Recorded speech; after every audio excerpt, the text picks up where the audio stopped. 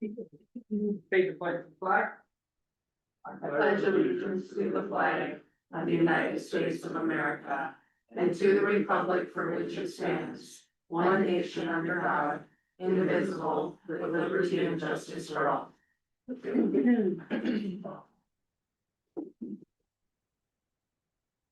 Welcome everybody to our second meeting of the month in March. So, do we have any additions to the agenda? Danny? Yeah, I'd like to maybe talk about having Chris put an article in the paper or wherever to provide more information about the jail. We listed, Gerald Emick requesting more information at the last meeting, and I guess we should respond to him. Okay. Is that it? Amy? I would actually like to have a discussion on potential requests of a meeting with Grand Forks County Commissioners, leaders on some feedback from them, being they've gone before us, not very far back with building a jail.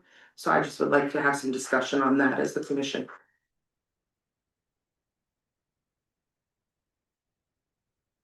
Christina, do you have anything? No, Christy? I do. I'd like to discuss Ann Willette's jail financing email that she sent to us. And also I have a zone board update. And the last thing I'd like to discuss are updates from committees. Our portfolio holders that are on committees. Just committee updates there. Yeah.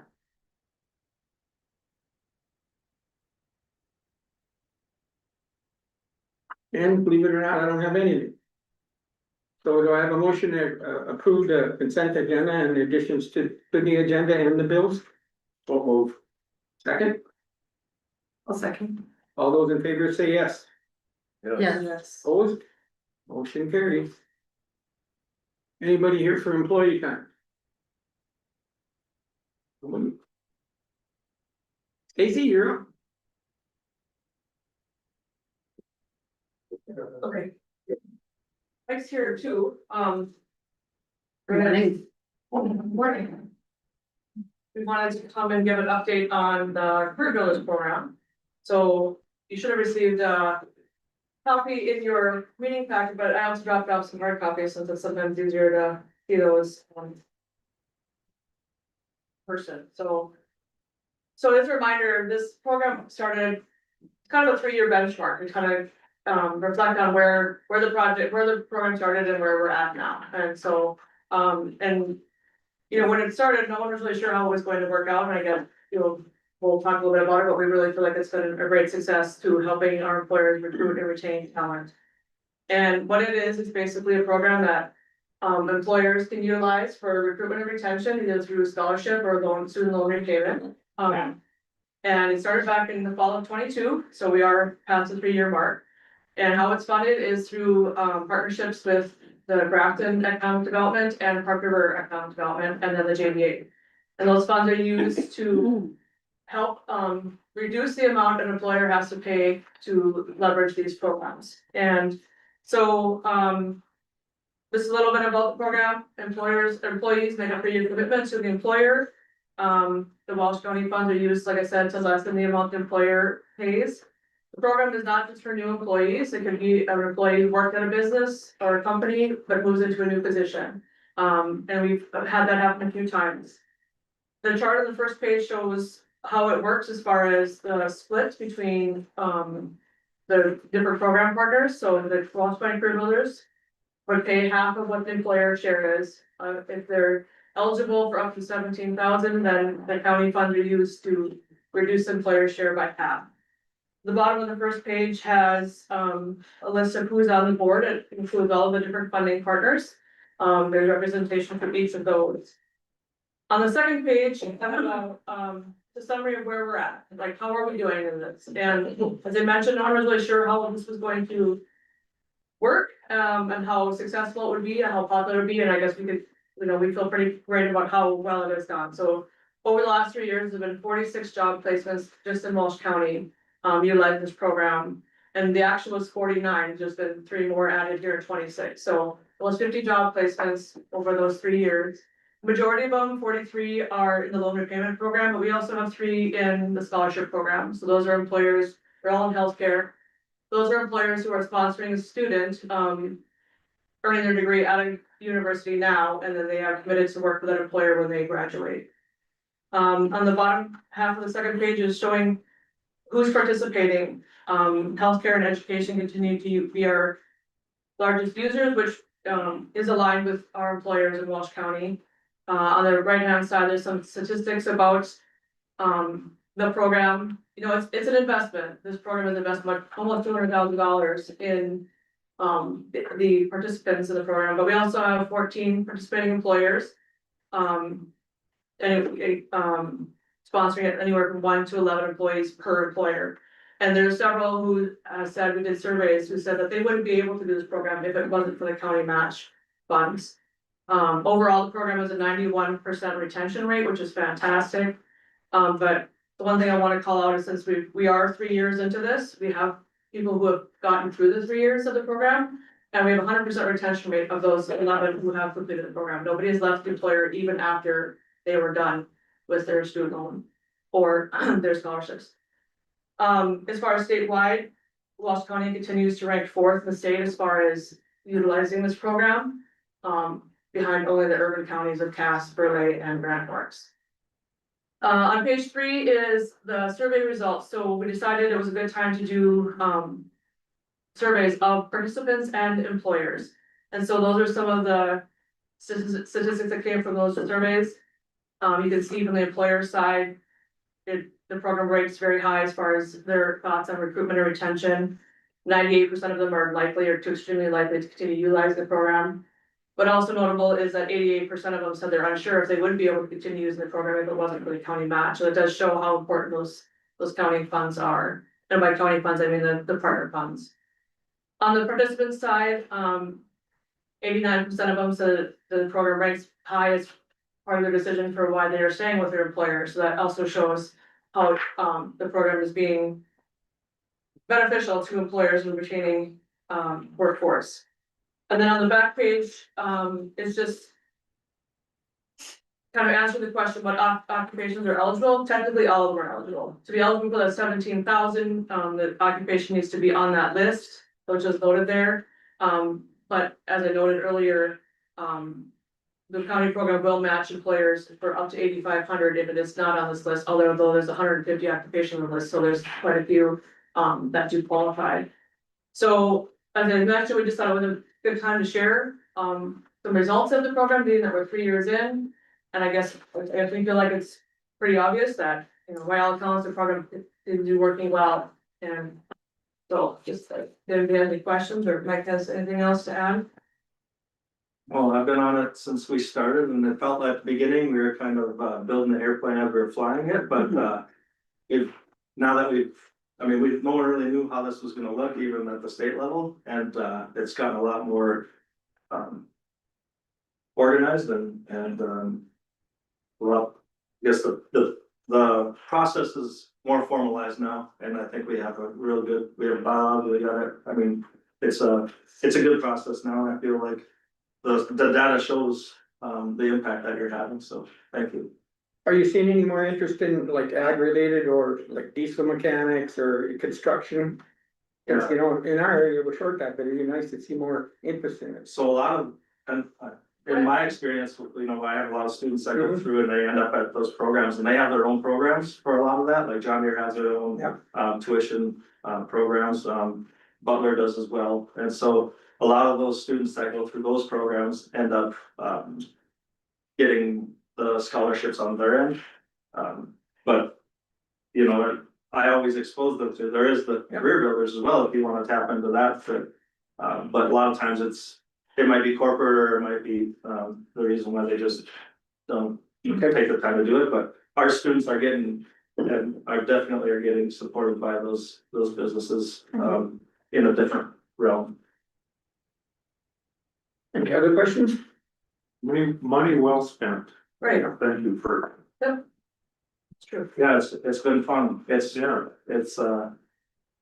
well, we've been on it since the start, and it's been very rewarding, and yeah, like I said, the employers, the feedback from employers is great. And the employee obviously loves the benefit, but the employers are the ones that are really benefiting from this. When I remember when I first started and I was on BD, I was worried that businesses wouldn't participate, but it's nice to see them doing it now and in building.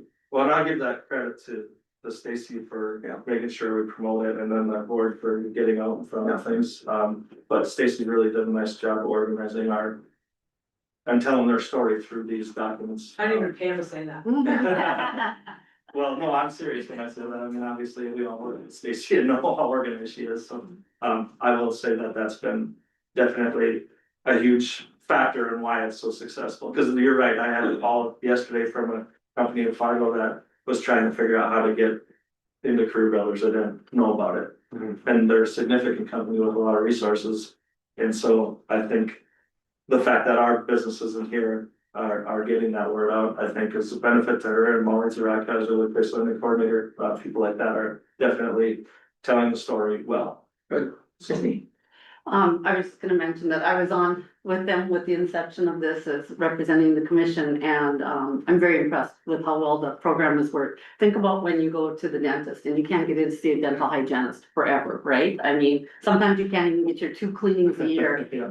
Well, Career Builders funded from dental hygienist, I don't remember if it was a couple or what, Two right Two. right now. Currently. You know, it was a good way to get them into the program. So I think, you know, when you look at it, things like that are so important in our small communities, and teachers, lots of teachers that were funded, and we all know we need those teachers desperately, so yeah, I'd say hats off to the program and run very well. Anything else? Yeah, we have a couple other updates, if that's okay, and I'll let Mike go next, because it's kind of relevant to career builders, so. Yeah, so the internship program that we have been running for quite a few years, a little bit how it works, it's for students grades 9 through 11. Once they graduate as seniors going out, we no longer have them, so, I think, what it is, evaluates, tracks hours, wages, and skill development, and that's kind of the purpose for it. Benefits for the student, they earn credit, they can build a resume, mentorship, and skill development, and networking opportunities. I always tell the kids, if you don't know what you wanna do with your life, get a job anywhere, and you'll start learning what you wanna do. The benefits for employers, we do reimburse the employers $375 for hosting that student, because there is a little bit of work. The idea is that we give them access to our kids, and our kids, hopefully they can sell their business on those kids coming back and staying in their region, and then they can sponsor them through career builders. So, that's definitely the goal. Last year's, if you flip the page there, you'll see the summer internship program. We had 81 students complete the, from 5 different school districts, complete the summer internship program. We placed 94 students. So the 13 that didn't get the completion, it wasn't because they weren't working, it was because they didn't do their paperwork. So, I still think that's a success, like those 13 still filled the job in our area, and did great things. 75 or 73.5 credits earned, so some of those were, they earned half a credit, so full credit. And then you'll see the trade or the industries. I think that really impressive thing is the students earn $209,000, and I'd say this, and you probably have heard it, some of you, but I always feel like it's, I've had 2 kids go through the program, and students help stimulate our economy, because the money they make, they spend. So it's definitely an impact to the economy as well. But, and the most impressive, I think, was the 12,705 hours that they worked. And that's only the tracked hours. So once they complete 150 hours, we stop tracking it. So once, I mean, there's a lot of students that worked probably well over 400 hours last summer, that we stopped tracking after 150. So, and I'm gonna back up a little bit. So we've done job shadows about 3 years prior to starting this, really ramping up our internship program. And I gave a lot of rides to freshmen to their job shadows. And during one of those rides on the way home, the student said, well, they had a blast. And they said, that's great, but the only place that I can work is Hugo's. they thought that's the only place that would hire a 15 or 16-year-old. And I said, oh, we got this wrong, because I've had businesses reaching out, asking for students, and so that's the reason why we ramped up this program so much, is because we had employers that wanted to hire these kids, but there was no way to match them. And so that brings us to the next thing, which is the job fair. Our internship job fair is coming up. It's April 15th. Last year we had 35 employers for mock interviews there. So each student they'll have their resumes with them. Every student prepares a resume. And we'll be at North Valley. They'll bus the kids from Cavalier down, they'll bus the kids from Park River over and Drayton. And so they'll go through mock interviews. Some of them will be mock interviews, some will be actual interviews. Employers that are looking to hire summer interns will be there. And that's a major piece of making this successful. It's a great experience for our kids to go through interviews. So even if they have a summer job, they're required to do, Ms. Zaraka's wonderful about creativity. She came up with a bingo card that they had to get a bingo with different employers, like might be this business is 10 miles, within 10 miles from your home. And so they get that bingo down. So just really neat things so that the kids have to go out there and find some maybe that they weren't interested or didn't think they were interested in, but then they get that conversation started. So that's coming up. We are recruiting businesses still, and even mock interviewers. So if you are free that day and you want to come down and interview some students, I think you'll be awfully impressed with some of our students that come to you that day. But it's a really good day to see all their work, kind of a combination of all their work and efforts put into their resume, their interviewing skills, and then actually sit down with an employer or a potential employer. So that's kind of the summer internship program. Stacy, is there anything else? Stacy's been involved with that over the years as well.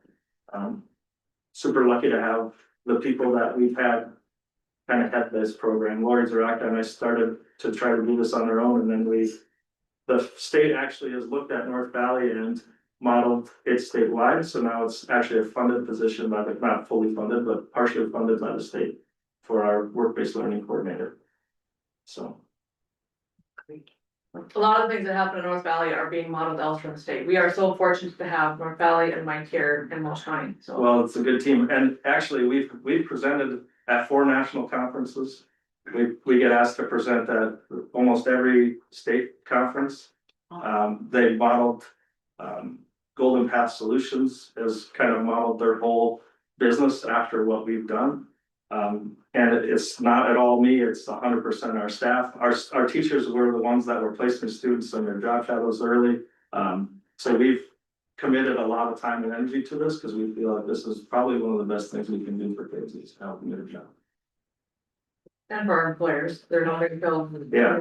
big positions. And a great way to keep those kids in our community. Well, I always tell employers that we'll give you the kid, now it's your job to sell them over the next 3 months. Like Yeah. that in the summer. And so hopefully they've been doing that. I mean, we've retained a lot, so. Good. Any questions, other? I just have one other thing I wanna talk about, which is I left a copy on your table about the Rural Catalyst Grant. The announcements just came out recently, so since we were coming anyways, I thought it'd be a great time to share with you as well. So this was a program that started basically driven through their North Dakota Association of Regional Councils during the last legislative session and was sponsored by some few senators and representatives that are noted there in the middle of the page. The goal was to see 30 million for this program. It ended up getting to 2.5 million. And the grants were announced, I think it was a week ago, and so that's the top of the page. And so the 2.5 million was awarded to those 9 projects. And if you kind of look there was several up in our region, so we're really happy with that. So there was 18 applications total submitted for Region 4, but there was across the state, there was 94 applications asking for 18 million. So, but we had 4 projects awarded in our region totaling 1.1 million, which ended up being about 44% of the total available. And 2 of those projects are in Walsh County. So, on the bottom there shows the projects, Market on Main in Edinburgh. They received about $50,000. There's a new outdoor aquatic, center going in Walhalla. A new clinic in Lakota, and then the Relic in Grafton also received funding. And the funding from Relic basically stored up the construction budget for that project, so, we're really happy with those results. And are looking forward to seeing these projects move forward, so.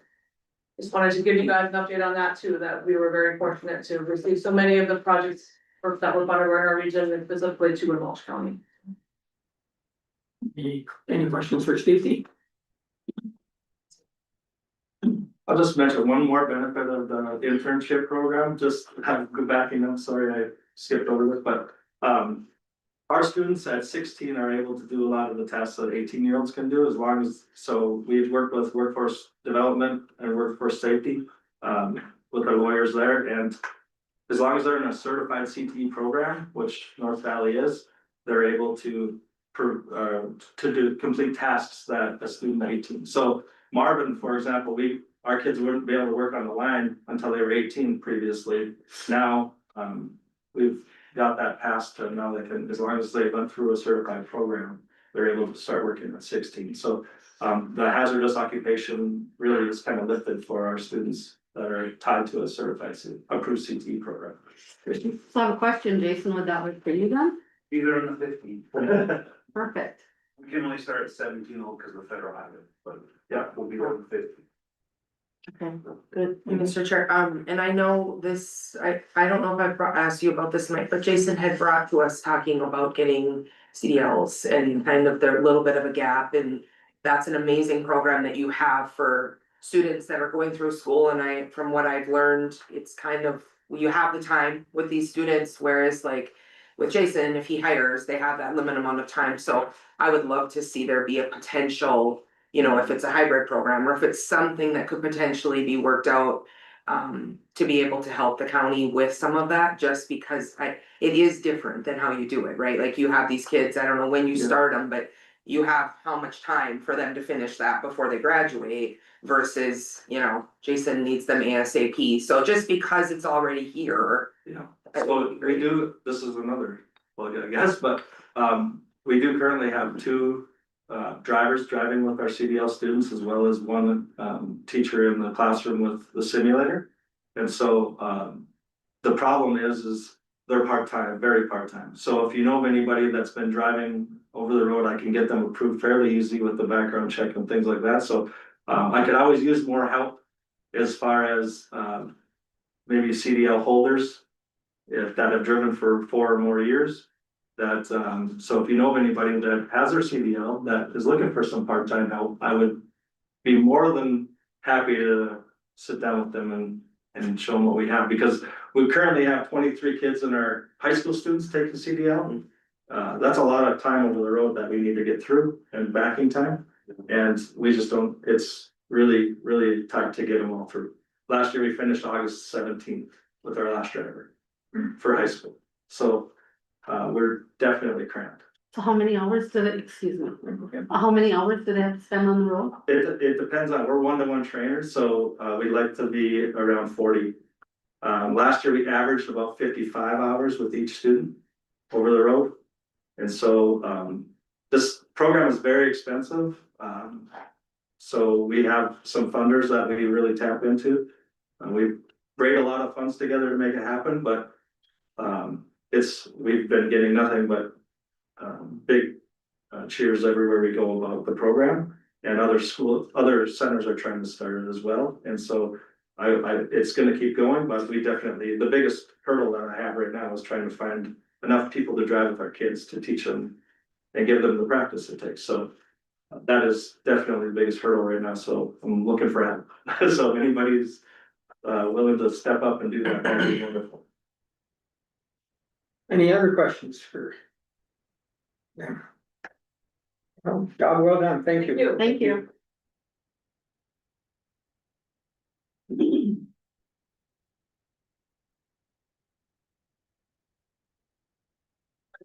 Tim, you're up. Thank you.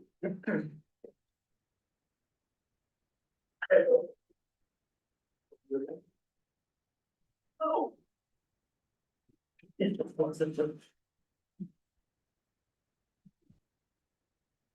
Okay, so, I sent you a letter and, in your packet, you have some information on some, vendors that had already been looked at in previous, previous administration. So and on, January 25th, 2025, at your regular meeting, you approved for Brent to, apply for this BRIC grant, and go ahead and hire a contractor to help to write the, multi-hazard mitigation plan. There was some, with the FEMA shakeup, and there was some freezes on funding and such, pretty much the whole year. That funding is now available. And so we went back to our lowest bidder, which was Paramount Planning.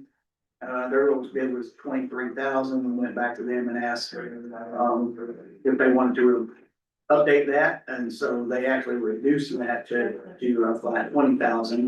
The other two were more than that. I put those in there just for reference, but,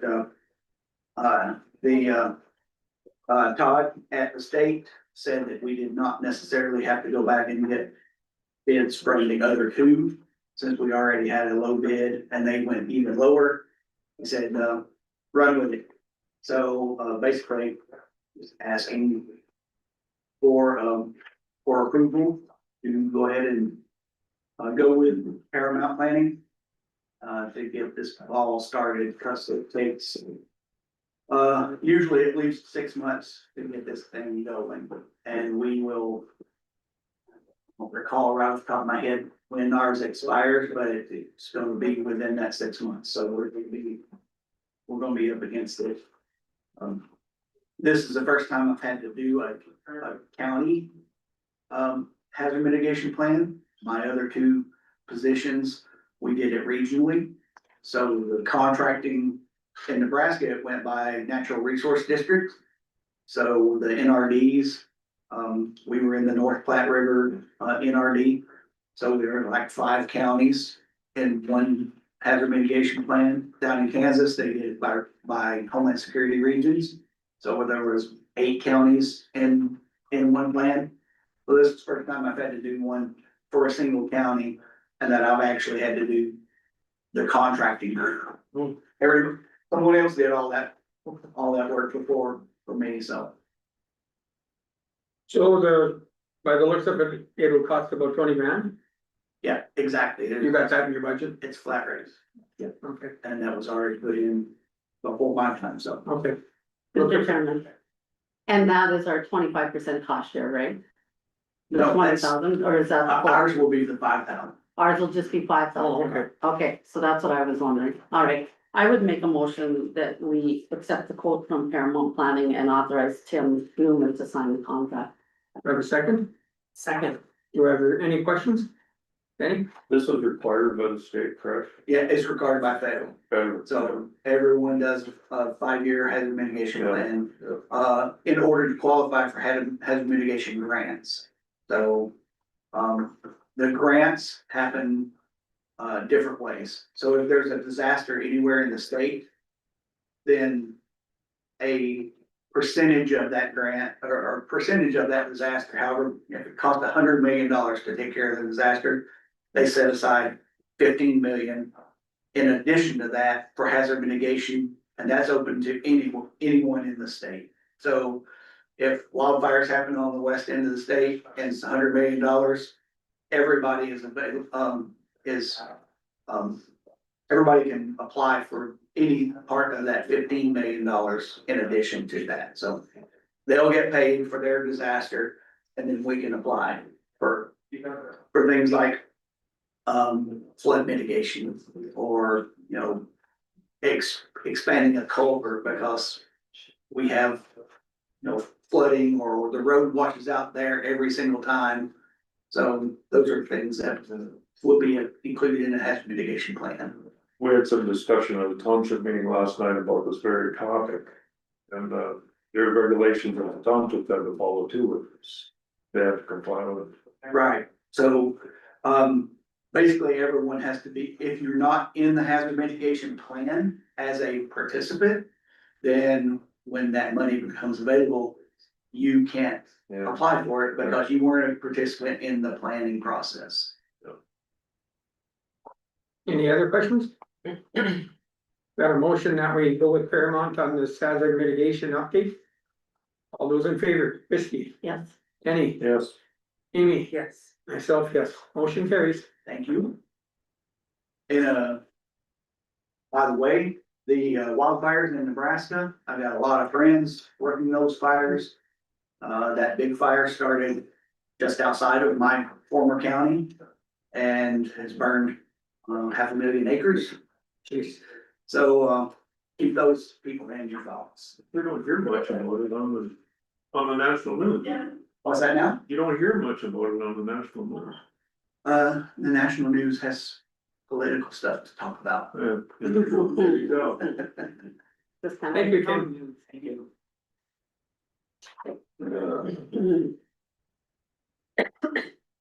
Jason's right out there, that's. I was gonna say, when you take off, you were earlier, You ready for it? yeah.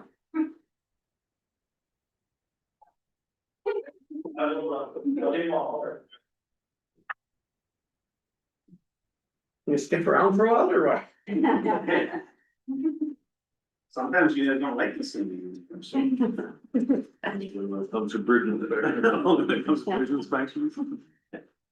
You get the TV for. Yeah.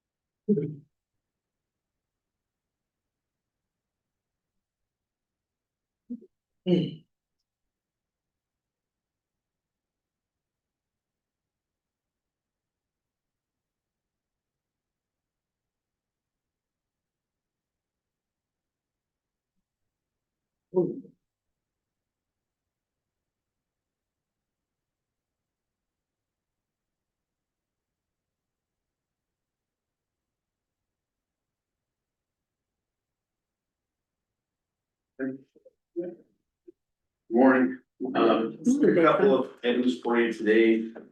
First one was in your packet is a invoice estimate from Northern Door. They've been working on our overhead door at our shop, trying to get different things to work on it, and it's just to the point where it's too old to do what we need to do anymore, it's failing out. So we're looking to get a new overhead door operator on it, and reprogram the 10 remotes. Being there to be people that are working on it the whole time, we don't want to start over with where we're at. We didn't get the second, but it's $2,473.33. So just looking for approval to move that forward. Which shop did you say? Shop 7, Shop on. top of that school burger. Do I have a motion to fix the overhead door operator on shop 7? So move. Second, I'll second. got a motion and a second, any questions? All those in favor say yes, Amy, Yes. Danny, Yes. Christie, Yes, myself, yes, motion carries. You. Don't know if anyone's had a chance to review the annual report, get any questions on it? I did, I had checked marks and I left it at home, right by the door. Good. I know there was one question, I was looking through the expenditures. I didn't see a line on inspection. It goes to DOT. Okay, so it's included in the DOT, okay. It goes to the DOT, but we have to pay, we pay DOT, so we don't pay the actual inspectors, we pay DOT for it. And I know there was a lot of lines that we were under budget. So, are you looking at adjusting them for next year? Yes, And I know there was a couple we were over, but that's, yeah, no, it's the game I have to play, but yeah, Yeah. we're adjusting a few different lines, looking at adjusting a bunch of different lines on for this year. Yes, Christie, you have any questions? I do have a couple questions. Just one, I just noticed, the income statement where it says, excuse me, it's on page 15. I don't know if you have it with you. I didn't bring that up. Okay, so it says income statement January 1, 2025 through December 31, 2025. It says the income for the year was $168,827. Okay. But when I look at each monthly prior to that, there is an income statement for each month.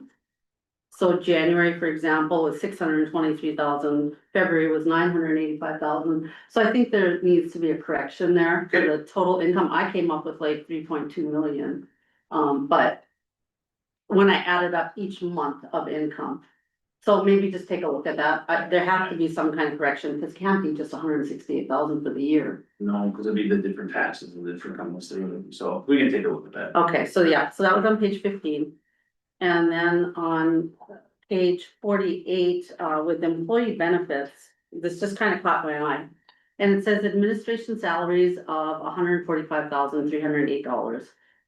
That's who's included in administration, or? That'd be all the guys, so this would be, so all 14 staff from the highway department would be would be in that system, Okay, so. And then, I'm not understanding salaries then for 145,000 for 14 guys. I'm not understanding, I guess, what that means. It's titled employee benefits. okay, we can look at, at one point in time, our employee benefits also has some more overtime in it too, so we've been working on breaking that out. In the past, it was just employee benefits, was overtime, it was health insurance, it was everything. So we're trying to, just this last year is when we started to break some of those things out more, so we can get a better hold of what everything is, and Mhm. more clarity. And I love the breakdown. I mean, they do have the overtime expense on here was 23,000. What really stuck out to me was the county share of the Blue Cross Blue Shield, Mhm. $204,821. Yep. And then I compared it to the administration salaries of 145,000. So I'm like, what does that administration salary include? There has to be something that I'm, Yeah, I'll have to take a look at that one, because I don't know exactly which ones, what that one is, but we get the difference because we have, where you have it just for scanning, and then you have the other account where it's all the guys. well, and that's what I wondered, if this was just yours and Tammy's salary, if that's what included. I mean, I just kind of had some questions there, but that county share of the Blue Cross Blue Shield, this is just for our highway department, $204,000. I mean, it's a hefty price tag. Mhm. But appreciate the detailed report. I had a question and I also left it at home, so is it possible? We can bring it back up. We'll bring it back next week, cause I had a couple extras that I wanted to. Yep. I can't remember them now, but In 2 weeks, I'll put it back on, that's not a problem. thank you. Okay. Anybody else have any questions off the top of their? Look at it again and see if you come up with something, but Yeah, and I'll try to get an answer for you on that one. Okay, thank you. it's a nice thorough report, it's nice. to Very see. nice. And Tammy does really good work with that, so. I don't know if. You honest, Mr. Chair, with that said, will you have an update for us with her? coming soon, Okay, hopefully. because it is March and I got thinking of that the other day, I see. we want the person coming on to know how to do that and, like that, those are some big shoes. Yeah, really big shoes to be filled, yes, so. We'll So it's basically she don't know which direction she's going yet. we'll have an answer here soon. Okay. Yep. Any other questions on the review of the report? Yep. Gavin. On, you wanna move to that one first? Sure. Gavin, Gavin Benson with ESG is with us. We had ESG taking a look at our buildings and grounds for our heating and cooling systems. And he's just here to kind of give us an update on some of the things that they have found. Kind of see where we want to go with the next steps, so. Gavin? Fantastic. Yeah. Morning, commissioners and everybody. Thanks for being flexible.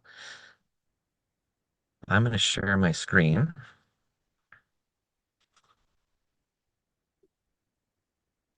All right. Make that as big as possible. Can everybody see my screen? Yeah. We'll pick you when we're looking at this. Okay. Fantastic. So this is a bit of a reminder, a refresh. I have about 5 or 6 slides I wanted to go through just to kind of remind everybody. Back in August, we started looking at the facilities, talking with the team and the staff and the committees around where the facilities are from a facility condition assessment standpoint and what are some of the priorities. So we've been busy, in the fall, and we walked around the building with engineers and contractors and different folks, looking at the different systems, coming up with different ideas and solutions. So the heating systems, the cooling systems, even your electrical system. The building is fairly old and some of the systems are original. So as you look at the future, there's probably going to need be some investment made in some of those systems. The air handler that serves all the heat, the cooling and warm air and ventilation air to the building is up in the attic. It's a little bit older, and it's starting to show its age. The boiler, there's only one, so there's no backup. So if the boiler did fail in the future, you would have to maybe rent one to kind of keep things limping along. In the future, you'd probably want to go with like a dual boiler or a multi-boiler system so you have some redundancy and backup. And we just looked at all the different logistics essentially. And we also looked at the Chase building and the law enforcement center, the admin building as well. And we came up with a facility condition assessment. And this is a lot of information, but essentially, if you start on the left, it's the building, the system type, some of the attributes and characteristics, the age, and then there's kind of a column in the middle that there's a lot of red. That's just because some of the systems are well past their life expectancy, sometimes by a year or two, and sometimes by decades. So those systems are more the critical systems as we're looking at different solutions. And we met with Paul and Ernie, had some conversations about some of our ideas, and we came up with some high-level solutions for you. So we call that workshopping. So we're starting to look at fine-tuning some of the ideas we have. And one of them, and sorry, I'll pause for a second. Yeah, if you go back to that, they're having a problem reading that. Yes, it's very small. Sorry. So the boiler is. Yeah.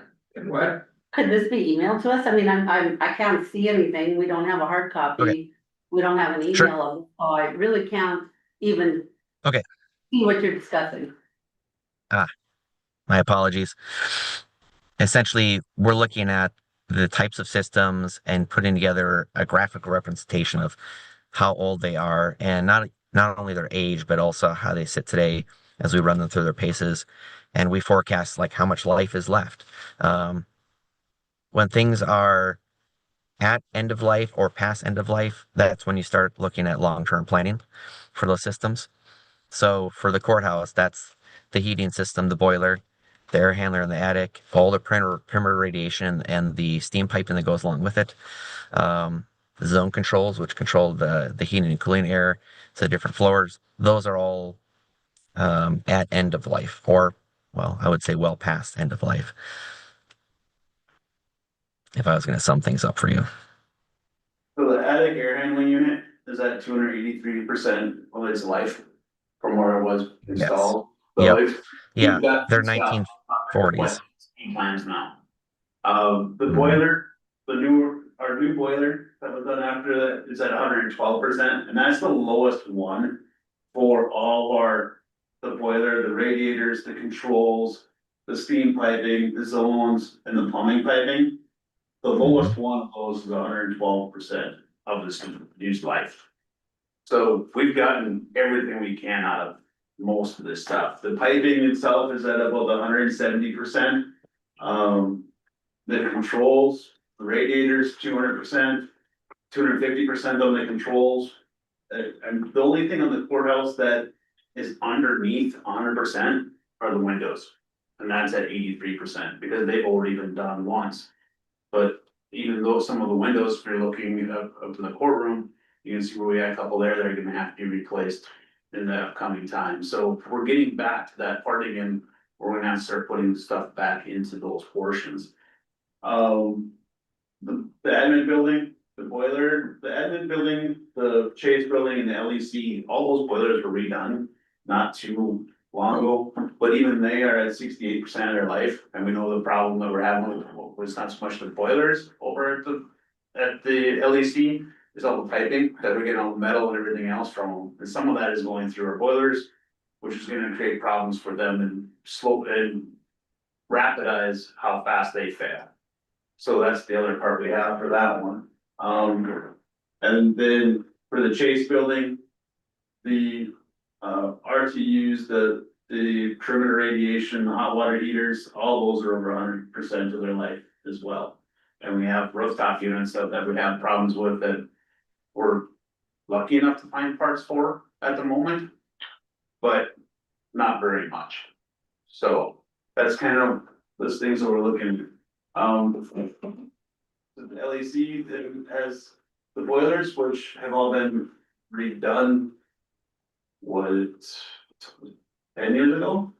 Well, when Sharon was here, so it's here, I suppose 10. Yeah, there's 10 years.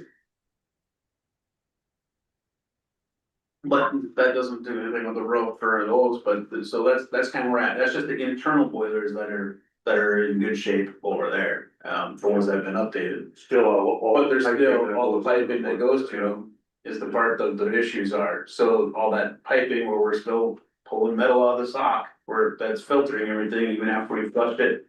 We spent a lot of money this year, all that metal is still running through those systems, so it's not a good.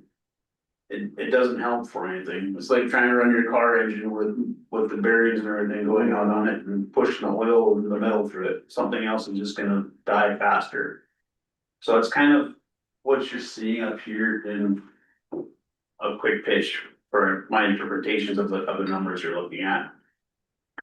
Mr. Chair? Question, and you might be getting to this, but with the jail build, the connection to the courthouse, we talk about window, is there anything that, like with the boiler, or we discussed this in the past, that multi-use or being able to utilize for both facilities, is that part of any of this, at least from the courthouse perspective? That will be accomplished from that? We never had ESG look at the new building. Because that was underneath with the heating, the architects and engineers, they were working underneath the new building. We only looked at them for working on our existing, because at the point in time when we started with ESG, we weren't sure anything was gonna happen with a jail project. It is definitely possible for the stuff that they are working with numbers from the jail to move forward and combine them into the same thing. I think that's what the plan was with the jail, was to combine those heating systems with the courthouse. And we met with them last week and everything else, and you know, it's just numbers and anything, but there's a significant savings if we can do that. You know, cause the jail, they showed the room in the new jail. Yeah. You don't have to, we got enough room in the courthouse, so there's a combination of things that can.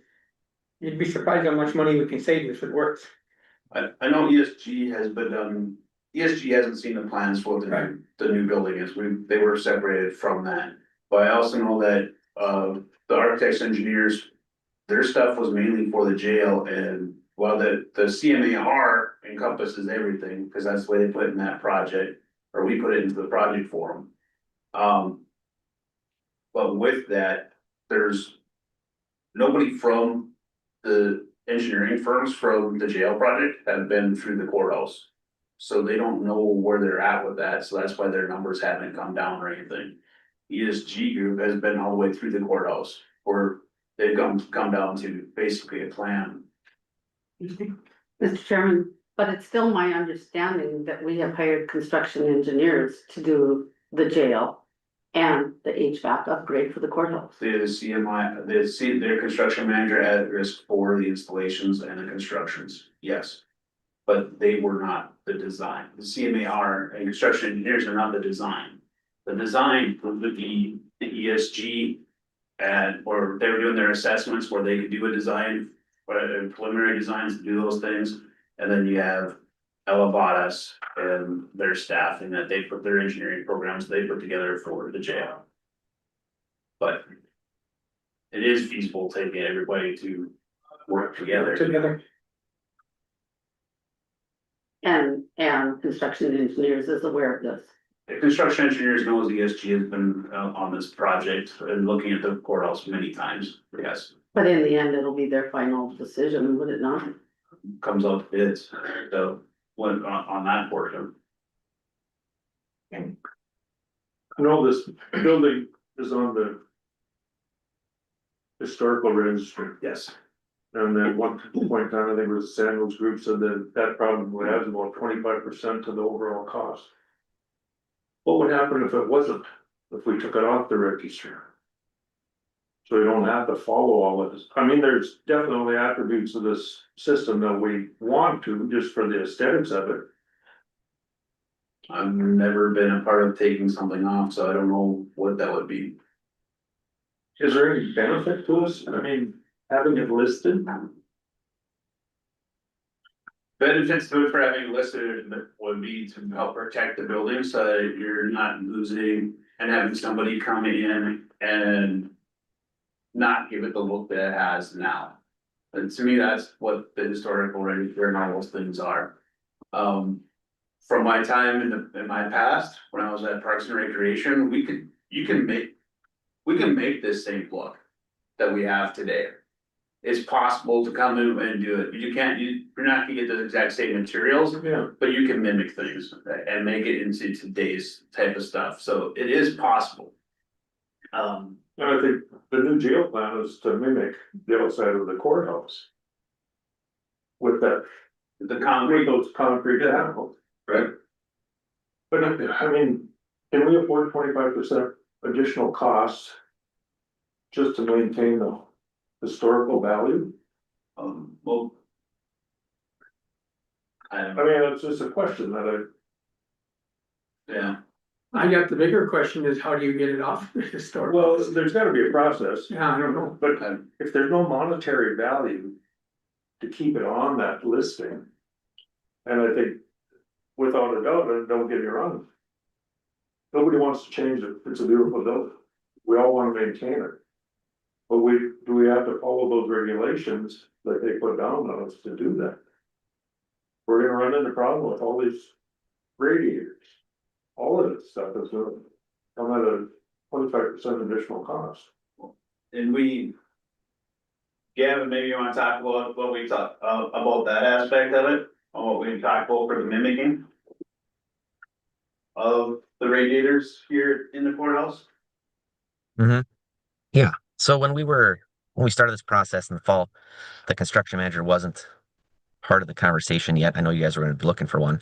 So when we were looking for options, we were looking at more of a turnkey solution design where we would actually do the engineering, the install, hire all the folks at the courthouse.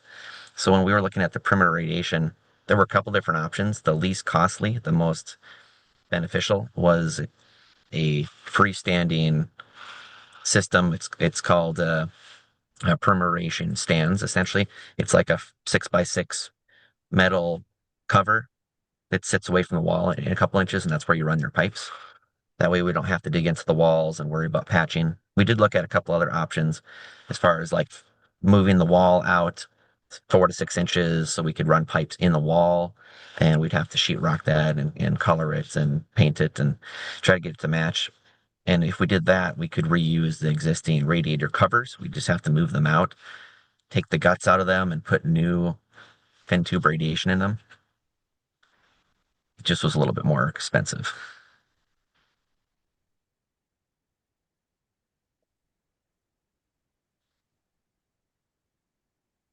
Did you have more for your presentation? I just had a couple things.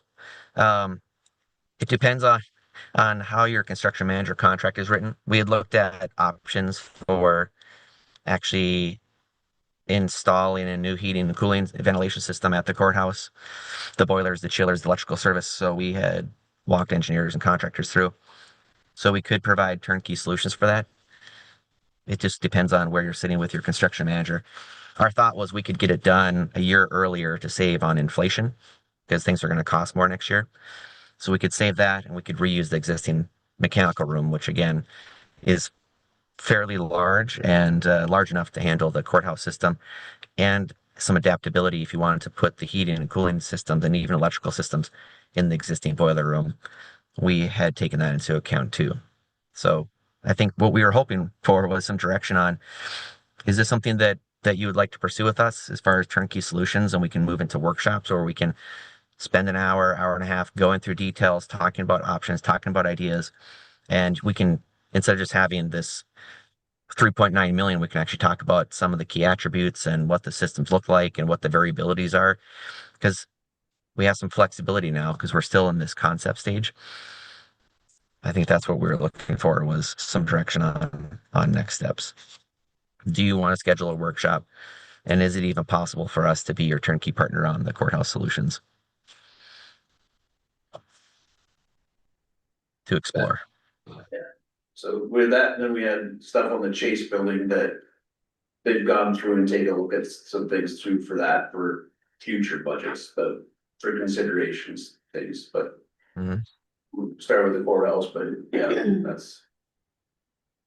You know, I look at it, when we met with them, I looked at that 3.9, and I think the construction bid on the HVAC was like 5 million, wasn't it? You're looking at 1.2 million savings. If they can do it for that, you know, it depends what the way we go through, and I said, that's huge. That pays for your elevator on top.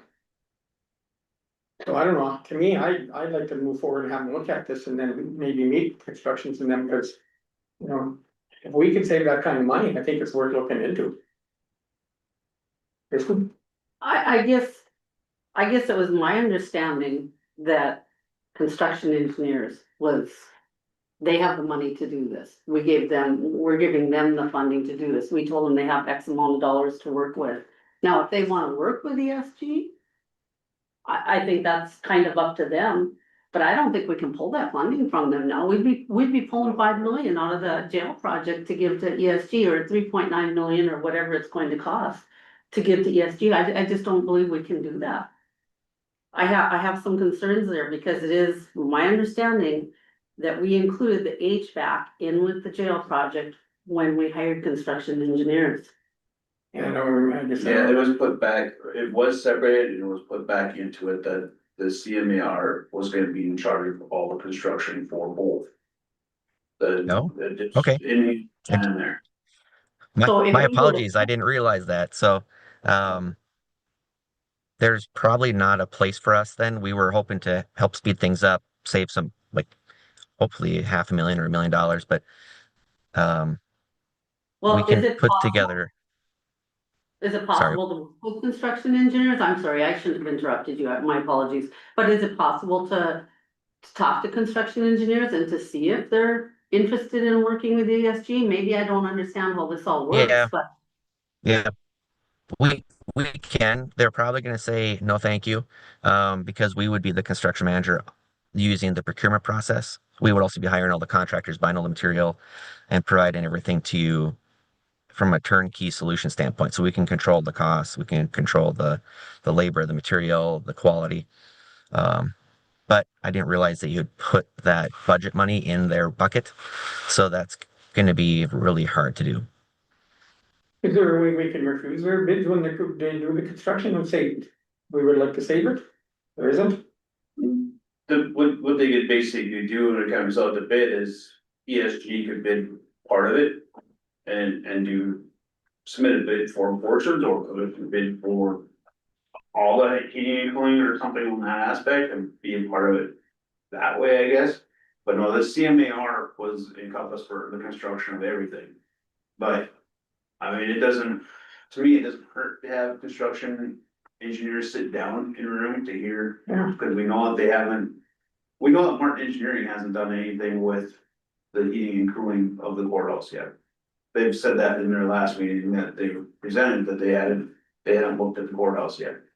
So we can at least put them in the same room to discuss, maybe we can come up with more so we can get better ideas on these different things.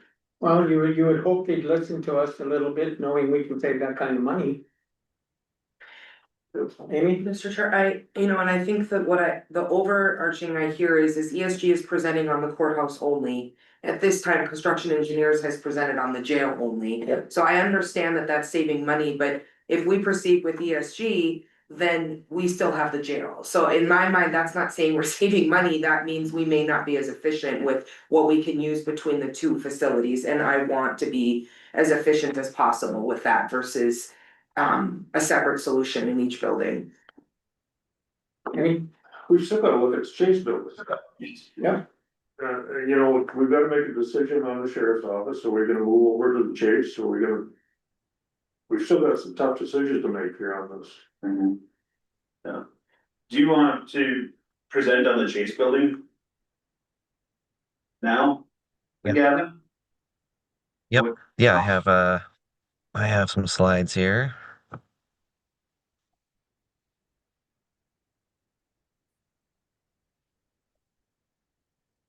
Nice if we can see that 1 million.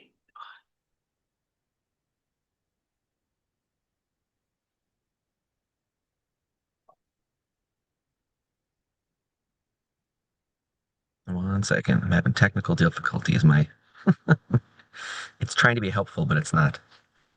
There we go. Trying to figure out what kind of car that is. We knew you'd go there. Yep.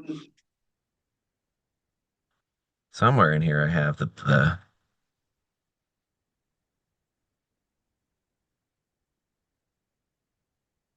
there we go. So Chase building, the rooftop units, yeah, they don't last as long as your air, some of the larger air handlers. Since they're outside, they're exposed to the air and they have just the components they use, they last like 20, 25 years. So they're at the end of life and you're starting to have them fail now. So we looked at some different options for that as well, thinking that we could have some efficiencies of scale by having mechanical contractors out doing the courthouse project, and we could also have them pop over across the parking lot to do some work at the Chase building as well.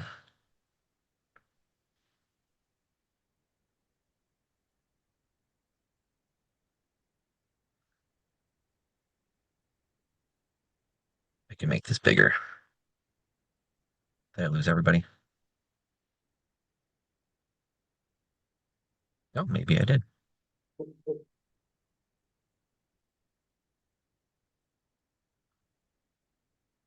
did I do with my volume?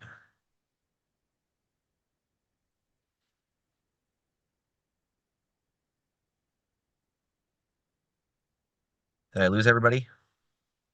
We lost the share screen, but we can see Oh, you. share screen. Okay, let me go back to my share screen then. There we go. So as Jason was giving an example, this is one of your boilers. It's actually a Munchkin brand. They were like 2005, 2008 vintage, so they have some life left in them. The perimeter radiation is serviceable. It's working. It's not as old as the courthouse facility. It's really the 3 package units on the roof that need the most TLC. And it's kind of a little hard to see, but there's 1 here and 2 on the north part of the building. Mr. Chairman. And what was the life of those again? You were saying like somewhere at 112% to 200%, where are we at? Yeah. Yep. Let me go back. Let me hit escape. One of them right now, we're having problems finding parts for. Okay. We keep finding parts and they keep band-aiding, but we're to that stage where one of them for sure is falling apart. We have some issues. The rate at 20 years, so they're at end of life. So end of life is like approximate, but yeah, they're starting to fail, as Jason said. So they're starting to run out of their capabilities to keep chugging along. Mr. Chair, was there pricing, Gavin, at all for the admin and Chase building in terms of what they would be approximately, what we'd be looking at? Yep. Yeah, we were planning on going through that in a little bit more detail if we can have a meeting, if we were gonna have a meeting to go through the different options. I can't remember exactly. I feel like it was 150 or 160 for the 3 of them, but I can't remember, Jason. Maybe it was less than that. They have too many numbers floating around in my head. So Yeah, we're in the 130 to 160,000 range. That's heating and cooling. That's more the rooftop units for more the cooling and then controls than anything else, than the heating. Christie? So. Again, refresh my memory, but Gavin, from what I recall, first time you came up. You came up and said you would do an overall assessment of all the buildings. And I just remember thinking this is too good to be true, because essentially whatever we upgraded.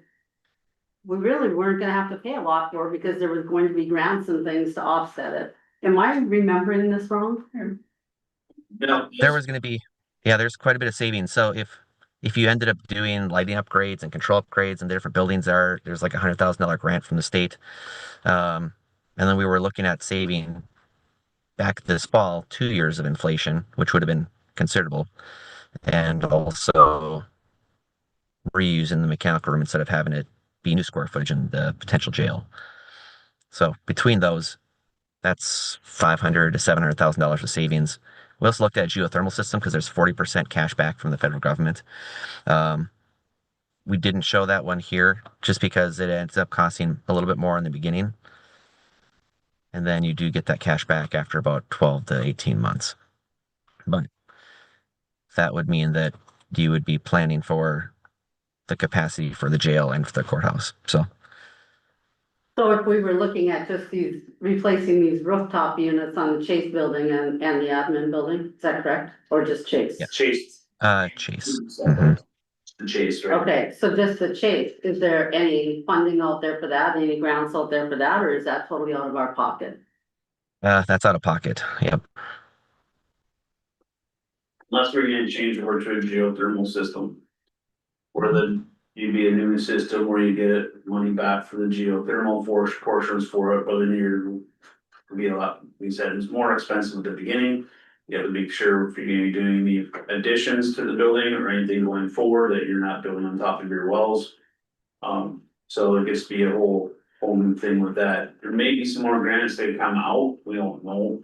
But a lot of grant funding has changed in the last year, where it's been either canceled or put on hold or anything else, so.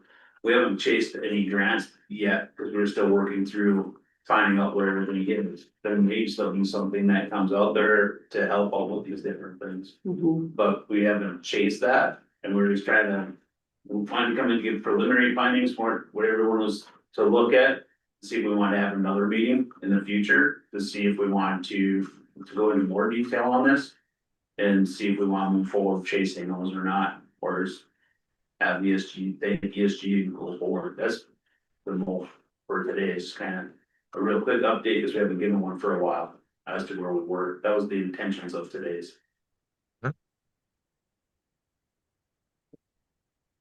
Yeah, Well, just, I just feel like this might be a little preliminary as far as the Chase and admin building, I mean, we don't know what we're doing with the sheriff's office yet.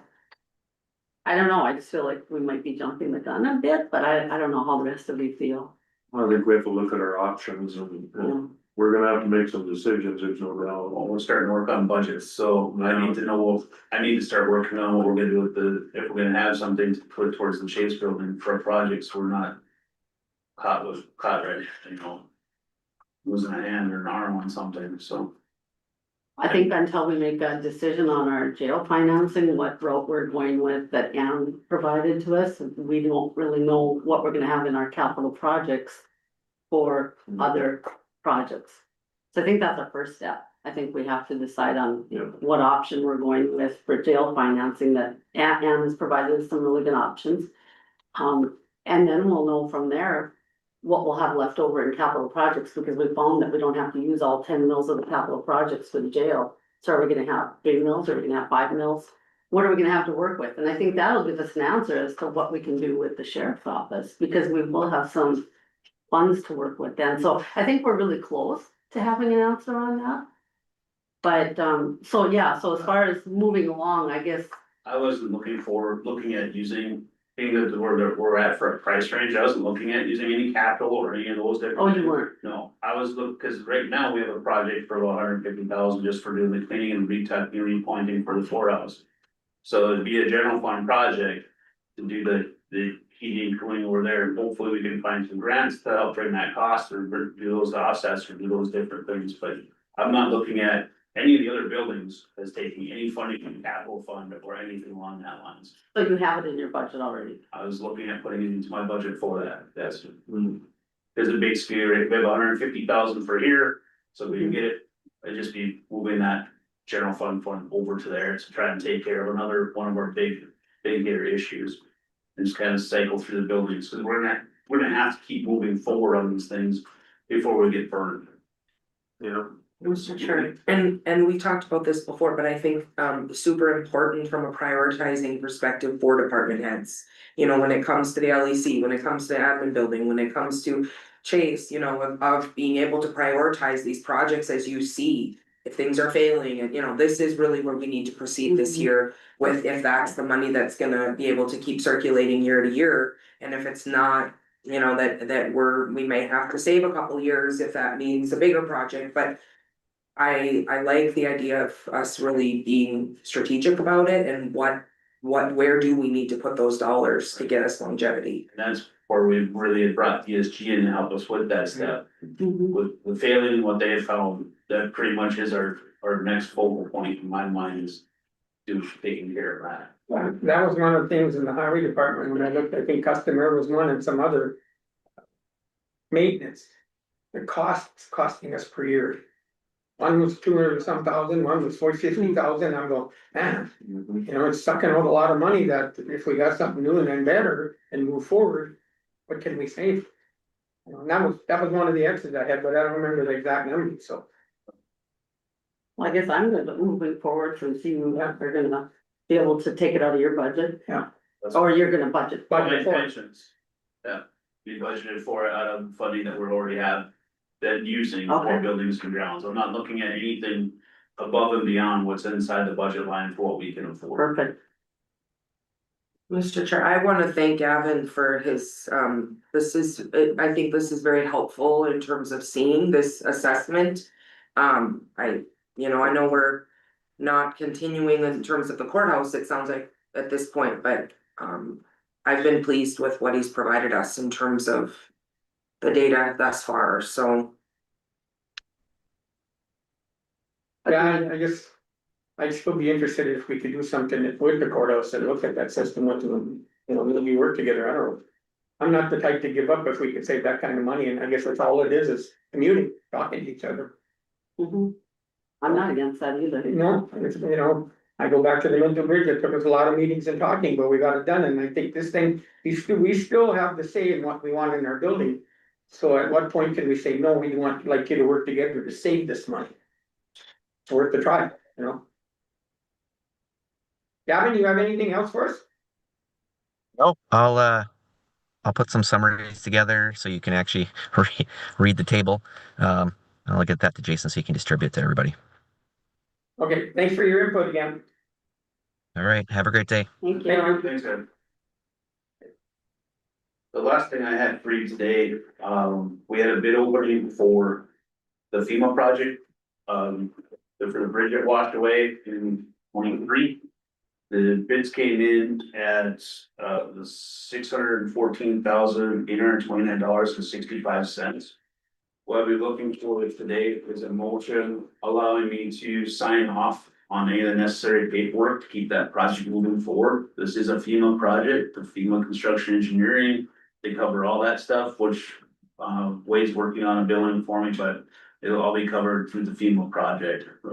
This is the Hankey Bridge? No, this is the one by Ben Sudas and Weston. Oh, okay, the one with the bats underneath it? Yep, Yeah. Is that gonna be bridge or culvert? there'll be a modified low water crossing, so it'll be a box culvert with a low water Right. crossing aspect to it, so that. On the high flows, it will be underwater, but there's a low water crossing just to the west of it, so it doesn't make sense not to have the same type of thing going forward here. Do I have a motion to accept this bid? So moved. Do I have a second? I'll second. Any other questions? All those in favor to board this contract? Signify by saying yes. Christie, Yes. Amy, Yes, Annie, Yes. myself, yes. Motion carries. You want me to sign this, I guess? Sure. You can send her, I don't, so. That's all I have, unless anyone has any questions for me. Mr. Chairman, Yes, well, since you opened the can of worms. 12B, Well, be, remember I visited with you? we're working on getting, I had talked to Jeff and see where we are for a different price for cutting up that second half. To just do the self portion. The south portion? Yeah. Yeah, Is it what? She wanted me to take a look at paving just from 15 to 4. Yeah. and I guess I still would really like us to dig into whatever they put on those curves, because that has held up like perfect. So I don't, why not look at doing that? It's part of it. Okay, It's part of it, but there's different aspects for what that is. People are slowing down and they're going around those curves. So the slope to the water, the swimming. Yeah, so it's, Speed is big, the speed is a big thing on those. but yeah, it's an excellent job. it was, yeah. Yeah. And what I was told was, they were told if that holds up, we'll do the rest of the road in that, so. How many miles would we actually have estimating to do out there if you just do from? Just That's from right, there, yeah. we'd probably wanna do something with those curves as well, so you'd be looking at 5 miles, about 5 miles. are you talking pavement? Yeah. Is the state gonna approve any new pavement from these programs? No, I know right you now- mentioned that, yeah, it was low on your list. Yeah, and right now, number 9 between Edinburgh and Adams was 16 and becoming as bad as 17 and 18 are from the state aspect with potholes and blowing up down the center, so. We're getting equipment ready to start going out there and trying to put mastic patches in it, but that section is blowing apart. Pretty good, yeah.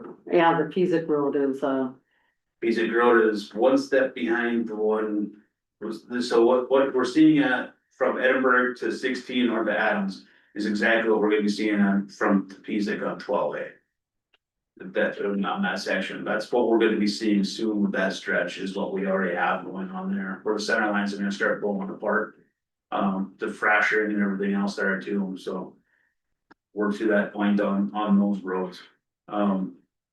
I know there's a lot of people that want 12B paved, but to me, we need to save the paving that we have before we start looking at adding more.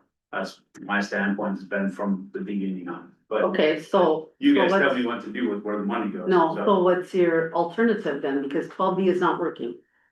So what's your alternative? If we don't pave it, what do we do with it? Take out the base 1 material and put it back on a regular blading schedule. Well, we don't worry about that base 1 material, it goes back to a regular schedule where it's bladed and just. On rotation, we don't have to worry about for the rains, we don't have to worry about the moistures, just go back to what it was.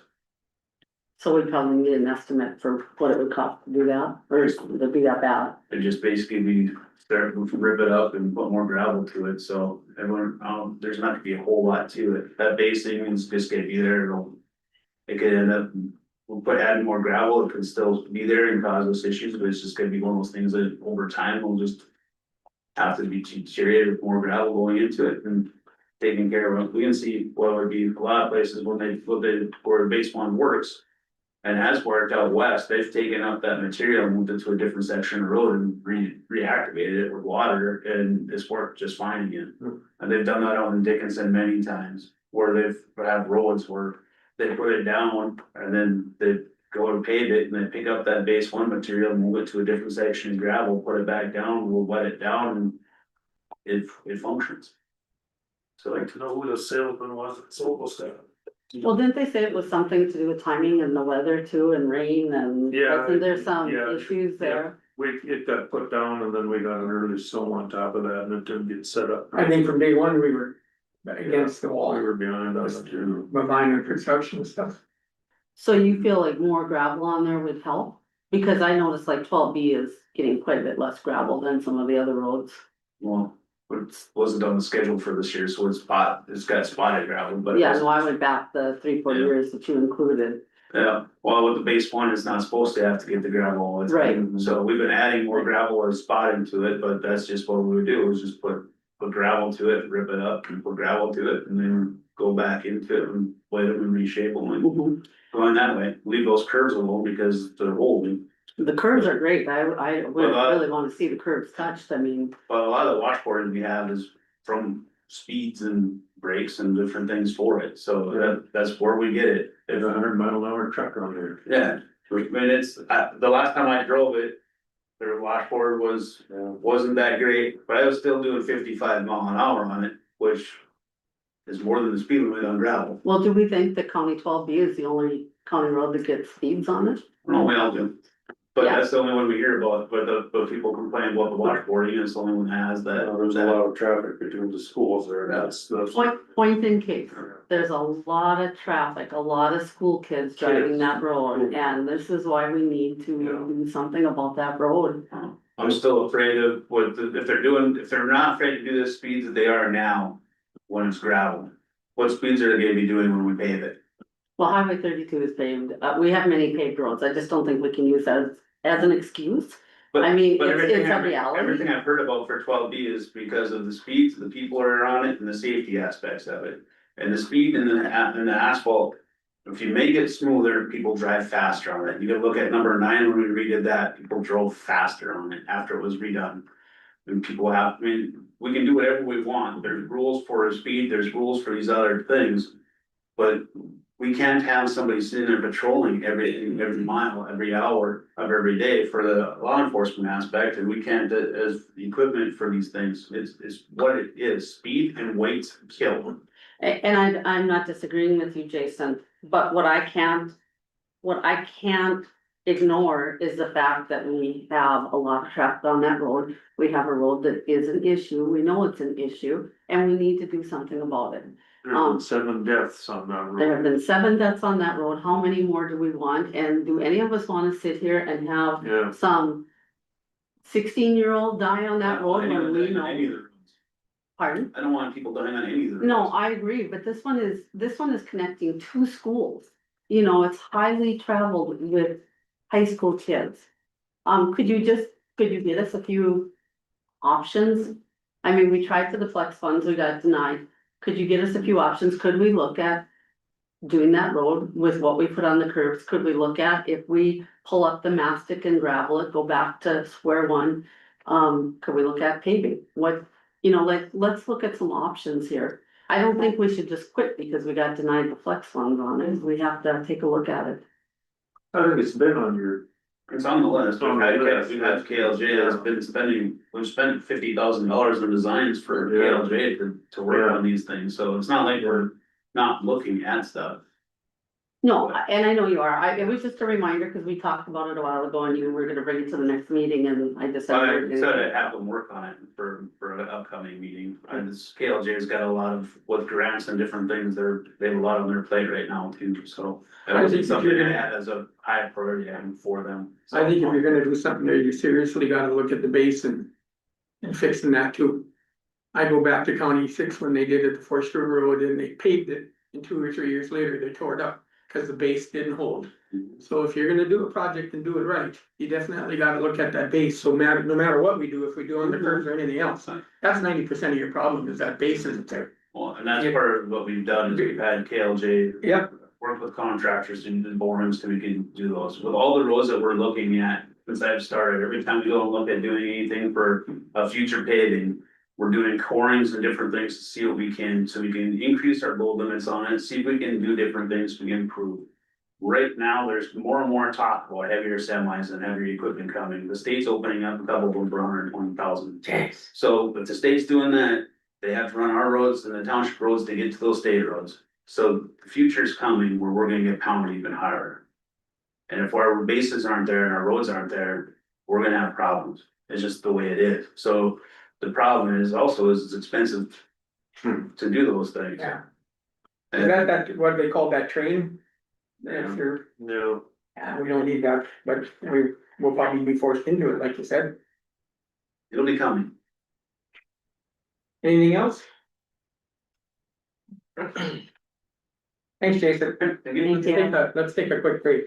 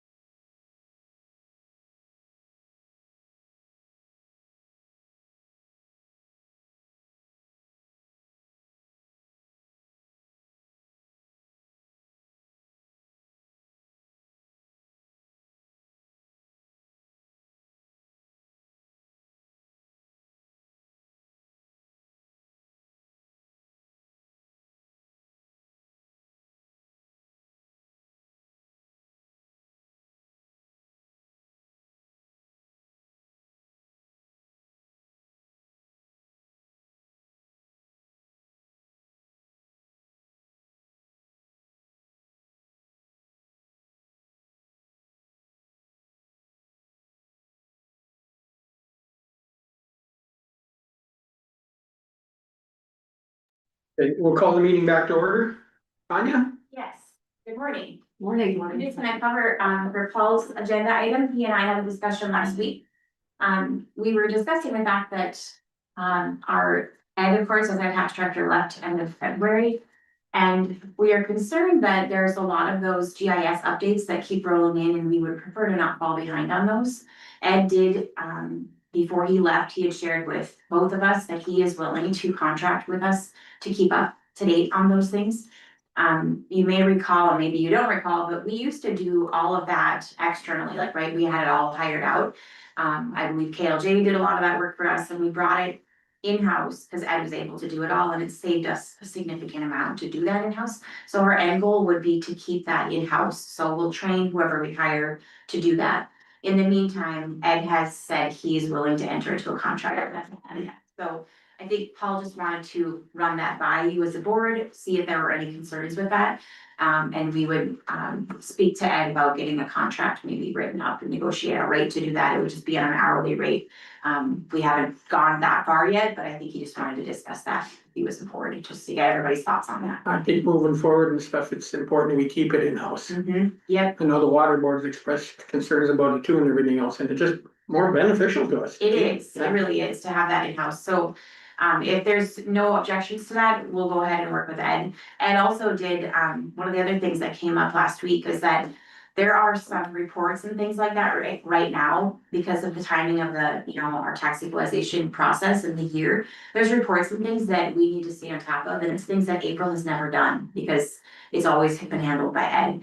And so April doesn't necessarily have the knowledge, to know how to go ahead with those things. We did have, an interview a couple weeks ago at really high hopes, but we weren't able to get that individual. It was somebody who had experience, which would have been awesome.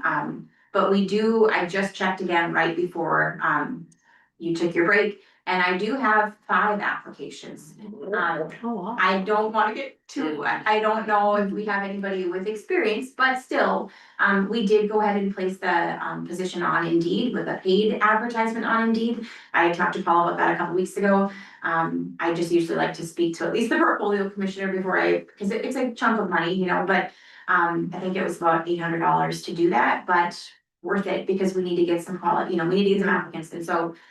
We've been advertising locally too, obviously, but we needed to maybe cast the net a little bit wider and see if we could get some apps. So I believe I'm up to 5. So now that we're getting some rolling in, we'll be reviewing and screening and see if there's any other interviews we're ready to set up. Right now it's posted as open until filled. I did not put an end date on it, so until we find somebody, it's out there. So I'm hopeful that we can find somebody, but in reality, that all takes time. So we may also speak with Ed about contracting to help us get those reports and things in a timely manner, because there are deadlines with the state and things like that. So we would probably include that in a contract if you guys are okay with that. So. Anybody, Chrissy? Just one question. So as far as the GIS portion, I think it's a great idea to contract with Ed until we're able to train in our new employees. So he would be training in the new employee, the new Correct. tax director. So this isn't a long-term, Mm-mm. it's more of a short-term solution? Yep. Okay. Yep, Okay. that would be the goal. I don't know how, I can't put a timestamp on that short term, but yes, it would not be. The intention would not be that he continues to do it. It will be a short-term process. Okay, good. Yep, Mr. Chair, so farm residence exemption, I've had someone ask me about that. It went through, I think they said last year, but this year they got a bill. yeah, So is that something I refer them to April for, or? yeah, I would say April would at least be able to take those initial calls, even if she doesn't have answers right now. I believe she can, refer them to somebody who maybe does, or know at least, the initial response for them. So Okay. I would still say we should be referring people to April. She's handled a lot in that office, so it's not like she's not capable of doing a lot of those things. It's kind of the higher level, a few of the higher level things that Paul and I discussed that she's just never had, been involved with. So Ed said he would make sure that there's a couple, just a few things. It doesn't sound like it's a lot, but just to help her make sure those were getting done, so. Okay. Mhm. So I have a motion to move forward with Ed as our GSI guy, and any tax problems that we have with contracting with him. So move. I'll second. Second, any other questions? Well, I'd kind of like to, do we have a ballpark figure, what we're gonna pay him for Honestly, contracting? Paul and I we just spoke on the phone last week, what I would do, what we've done in the past, cause we've, you know. If you think, I was thinking about it, and we contracted it, for example, with Chris Moldy, right, to come in. Yeah. To help with auditor stuff, so I think we would just look at the hourly rate when he was outgoing, and start there with negotiating an hourly rate with him, is what I would assume. So we haven't had any of those discussions yet, though, disclaimer, so. Right, I just wanted to make sure it wasn't like double or No, something. I don't know. I guess we haven't I haven't anyway, I haven't discussed, I don't know if Paul's just had any discussions with him or not, but that's where I would start with negotiating a rate, I guess, personally, so. Any other questions? Got a motion, second that we contract with Ed, moving forward with GSI and any other tax problems we have. All those in favor, Christie? Yes, as long as it's with the intention that he will train in the new person. Yeah. Danny, Yes. Amy, Yes. myself, yes, motion carries. Okay, I will go ahead and work with Paul and Ed to move forward with that, so. That's all I have, so. Thanks. Thanks, man.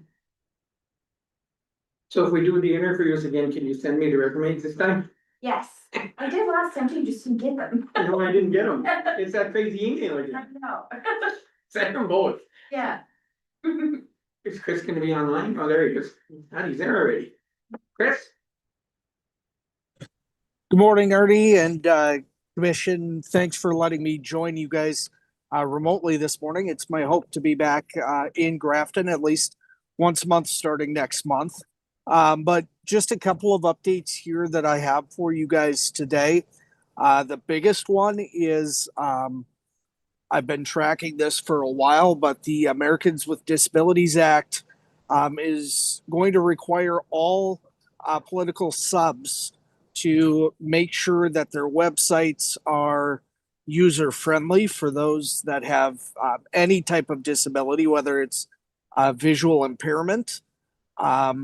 For political subs of our size, we are given an extra year. The state level and larger subs will be required to be in compliance by April of this year. We will be need to be in compliance in April of 27. I've started engaging with colleagues of mine at the state level that are very familiar with this process. And they are more than willing to consult with me on an as needed basis to make sure that, all of our website is completely accessible. So that would be if we have a picture on our website, we have to have like a actual written description of that picture. So all of that will be a work in progress over the next year. That being said, I'm glad that we have an extra year to do this because it's going to be a lengthy process, just making sure everything trickles down and it is the way that it needs to be. Second update that I have is the Walsh County Facebook page, the Walsh County Government Facebook page. We've had a lot of great engagement. I pulled a report yesterday and we're continuing to have people follow our Facebook page. And I actually was sent a training by State's Attorney Cole yesterday or earlier this week that I can attend. It'll be tomorrow virtually on engaging with the public on social media. So I hope that will be beneficial and I can bring back some things that we can use. The last update that I have is we're also now able to track how many people are visiting our website on a regular basis. That was a feature that got turned on within Revise at no expense at all. I just had to get it set up. So now we're able to see, who's accessing our website, where they're going to be on our site, and a lot of that to make sure that we're maximizing our communications with the public and those taxpayers here in Walsh County. So absent of any questions, that's it for my report today. Thank you, Chris. Any questions? I have one, or do you have one? No. I have one, Chris, making our website ADA compliant, is there a cost associated with that? No, there's not. It's just making sure that everything is labeled correctly. And it's all really back end work. So no cost to that at all. Okay, thank you. Anya? If I could just add something, I know Chris wasn't able to be a part of that when we were doing our training with Revise, but they are on top of that as well, knowing that a lot of our websites need to be ADA compliant. I don't know if you guys, any of the other department heads remember that, but there was discussion about that, and they had resources for us, I guess, as well, when we were setting up our individual pages. Exactly like what Chris said with, you know, making sure that we add an appropriate description for pictures and things like that. So I just remember thinking that I was thankful that Revise was kind of on board with knowing how we needed to be compliant with that. So I believe there's resources through Revise. Yeah, and I have connected with their team too. Okay. Danny, did you wanna bring up the letter to the editor now that Chris is here? Yeah, you know, we were kind of called out at the last meeting, by Mr. Gerlund for more information on the jail. And, the whole process of how we got there as far as financing and everything else, so I just wondered if it would be appropriate to have Chris write up something, in conjunction with the jail committee and the sheriff. And then, reviewed by the commissioners, get it out to the public any way we can. Just need to get more information out there. I'm definitely open to it if that's the wish of the commission, working with obviously the jail committee, getting it approved by you guys. I could target to have that done at the next meeting and reviewed by obviously state's attorney and everybody for your approval at our next meeting. Question, Chrissy?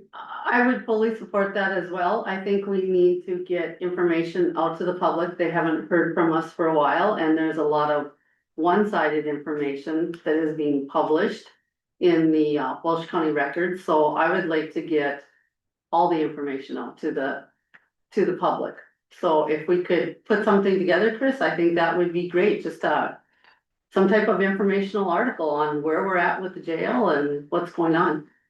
Sort of FYI. Right, just, yeah, an FYI. Just to bring people up to date, because not everybody, you know, listens to the YouTube meetings nor has time to listen to all our meetings online. So I think if we could get an article together, like Denny said, that would just give them information, update them, it'd be a good way to get the word out. I agree. And I assume, were you talking about last night's training, Kelly? Or is that what you discussed with Chris? No. No, But it was an enlightening thing when it comes to websites and such. I attended an informational parenting session last night that was put on by BCI. And there were some really eye-opening things that I think can be very educational for all of our county residents. One of them that was the most eye-opening to me was discussion of sharenting.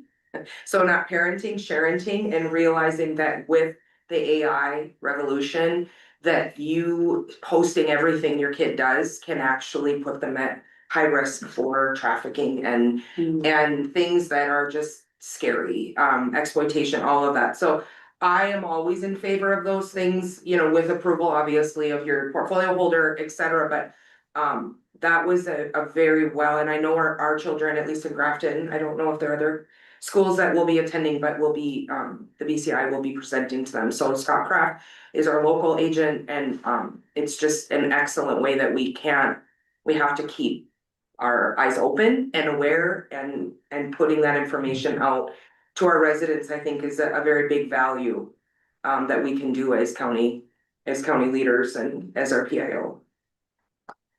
So getting back to the jail and more information, do you want Chris and the jail committee and I suppose Ron and Kelly, you want it to come back to the commission, or you guys just wanna go ahead with it, or No, I would like it to come back to the commission.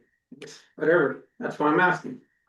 I'm fine with it coming back to the commission. I guess that was, I think, our original intent. Yeah. So Chris, if you do that, we sort of work with those entities and then present something and then give it back to us. I think, I hate to say it, the quicker the better. Yep. So, Nope, I definitely will. I know going down the streets and talking to people, they're right away, they tell you ask them and they say they're against it, and then you explain some of the stuff that hasn't been told, or the financing, or where we might be going, then all of a sudden they sort of go, oh, I didn't realize that. So I think it's more important that we get more information out there, so. Yeah, I totally agree. And so I'll work with jail committee and everybody and get something ready for our next commission meeting. Anything else for Chris? Thanks, Chris. You bet. Thank you. We're up to you. Okay. So in the packet, you'll see a job description for a deputy auditor treasurer payroll. From a remote eligible position with the intent of keeping Kelsey Stanton on as a Welsh County employee.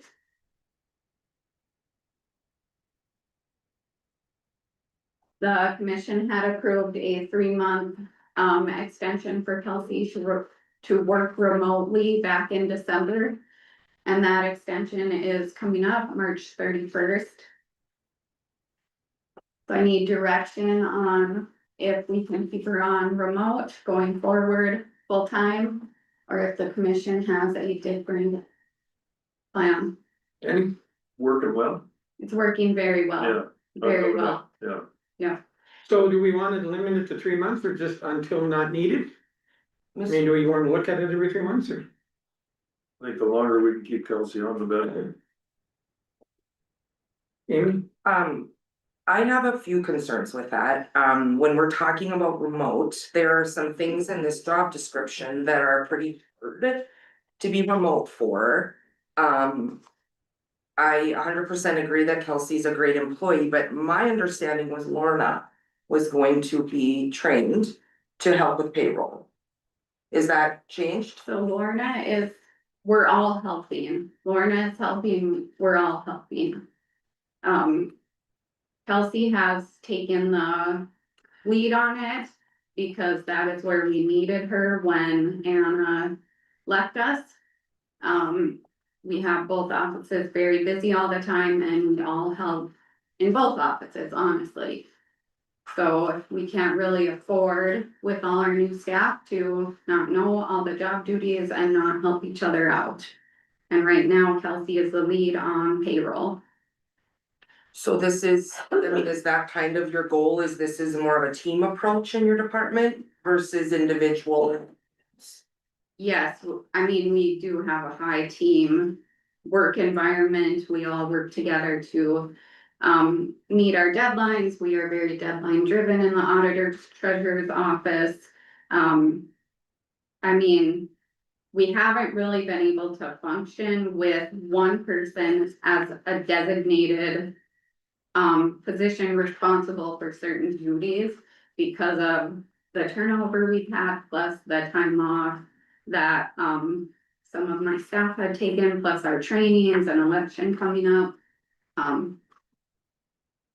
So I guess I'm just gonna end, I'm very supportive of, because I know Kelsey is a good piece of your team, but I do think we need to keep looking at this. When I think of elections, when I think of in-person people in your department, I'm not in favor of this being a long-term, just let's plan on it. I think you need people. I'm in favor of it because I know that she has the experience and so I would be, but I think we need to relook at this every 3 months. That's my opinion. Any other comments? I guess I'm gonna be first to admit, I'm not a big in favor of 100% remote.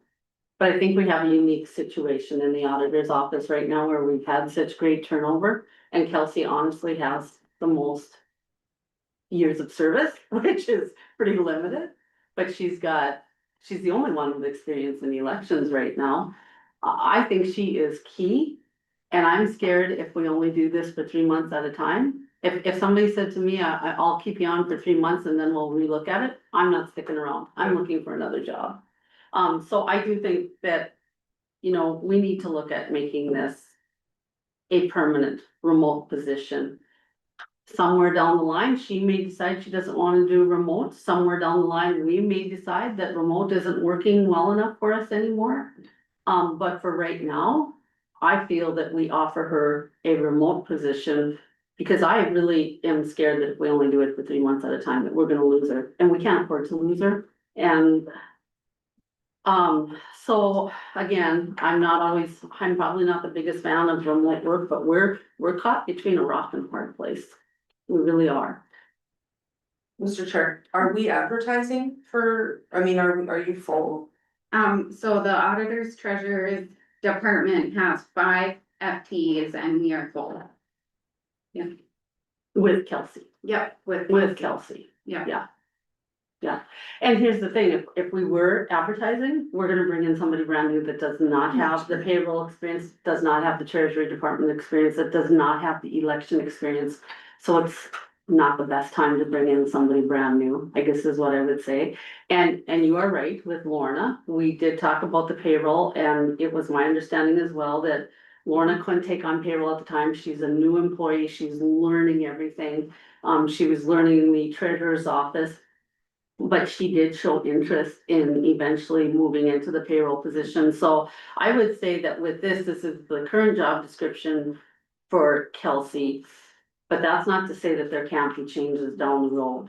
I think Christina's still trying to get her team, each employee into the best fit. Mhm. Essentially would you agree? Yes. Right now, this is the best fit. I have been talking to Christina quite often about, hey, is this remote position really working? Do you feel like that Kelsey is busy 100% of the time? Because, you know, I picture remote and I'm old school. I'm gonna admit it. I'm old school on remote, but if I was remote and at home, it'd be really tough not to be washing clothes and baking cookies and working in between. And that's not to discredit. I know there are people out there that do remote and don't leave that computer. I know that, and I'm getting more used to it. But I have been checking with Christina quite often, and she said Kelsey is giving us 110%, you know. So I feel like we've tested the waters and it has worked and we need her. So I'm against just offering her for 3 months just because we can't lose her. I look at her past experience tells us what value she is to us. Experience and work ethic. Yeah. Well, Mr. Chair, I just wanna say, I think then we need to be open to other remote options if we don't have Kelsey. There are professional, we don't need brand new people coming in. When we talk about turnover and bringing new people and trying to train them, I outsource my payroll for my business. I mean, there are options and there are local options for that. So I think this opens the table, that's something we need to consider if this is something that doesn't work. And I agree, that was my first concern. I said, I really don't wanna open the can of worms to remote work. But I think when we have unique situations and in the workforce that we currently have, we do need to look at it. I think the remote option works for us in the auditor's treasurer's office, cause there's still 2 people in the treasurer's office and still 2 people in the auditor's office on site most days. And so we are still, you know, meeting residents' needs when they're coming to the window and calling our offices. With whatever they need, and Kelsey has spent days on the phone with us. You know, figuring stuff out and running the reports we need and meeting deadlines for Century Code from the state where we've had to submit. Really, and she's taken on the full payroll duties. Truly, she spends time on the phone with other departments when they need her. So it has been very beneficial to us keeping her on remote to support us. And like you guys said, she's knowledgeable and she has the experience with how we work in the treasurer's office, how we work in the auditor's office. She does deeds remotely. A lot of our job duties are data entry on school ERP and TaxWise, plus the DocuPro for the deeds. So I mean, it's been great, and with the election coming up, we went to election training and they told us April is even busier than election day. We have a lot of deadlines in April, and it would be extremely difficult to go without a staff and extremely difficult to try and train someone new in that doesn't have our software knowledge as well. And thank you for bringing that point up, because that was one of my concerns. I said, well, I'm going through the job description. I said, how can she do all this remotely, you know? But Christina assured me that she can, that everything's pretty much online. I mean, look at her tax statements. A large portion of them now are made online. There's no physical check anymore. So she can process those, you know, so she's able to function fully. Well, she flew up here for a week, was it, or whatever? So I mean, that kind of shows you her dedication. And she flew up on her own dime. Yeah. Mhm. So how long of a contract you want to give? A year, 6 months? I think that, oh, excuse me, Mr. Chairman. I'm just asking. I feel we offer the position. It's a remote position and we Okay. offer it with no deadline. With no deadline? Mhm. Okay, you wanna make that in a motion? I will make that motion that we offer the remote position to Danton as a remote position, no deadline. I will second that. Any other question? For the vote, all those in favor of giving her the position of remote or deputy auditor, treasurer and payroll administrator, all those in favor say yes. Christie, Yes. Kenny, Yes. Amy, No. Ernie, yes, motion carries.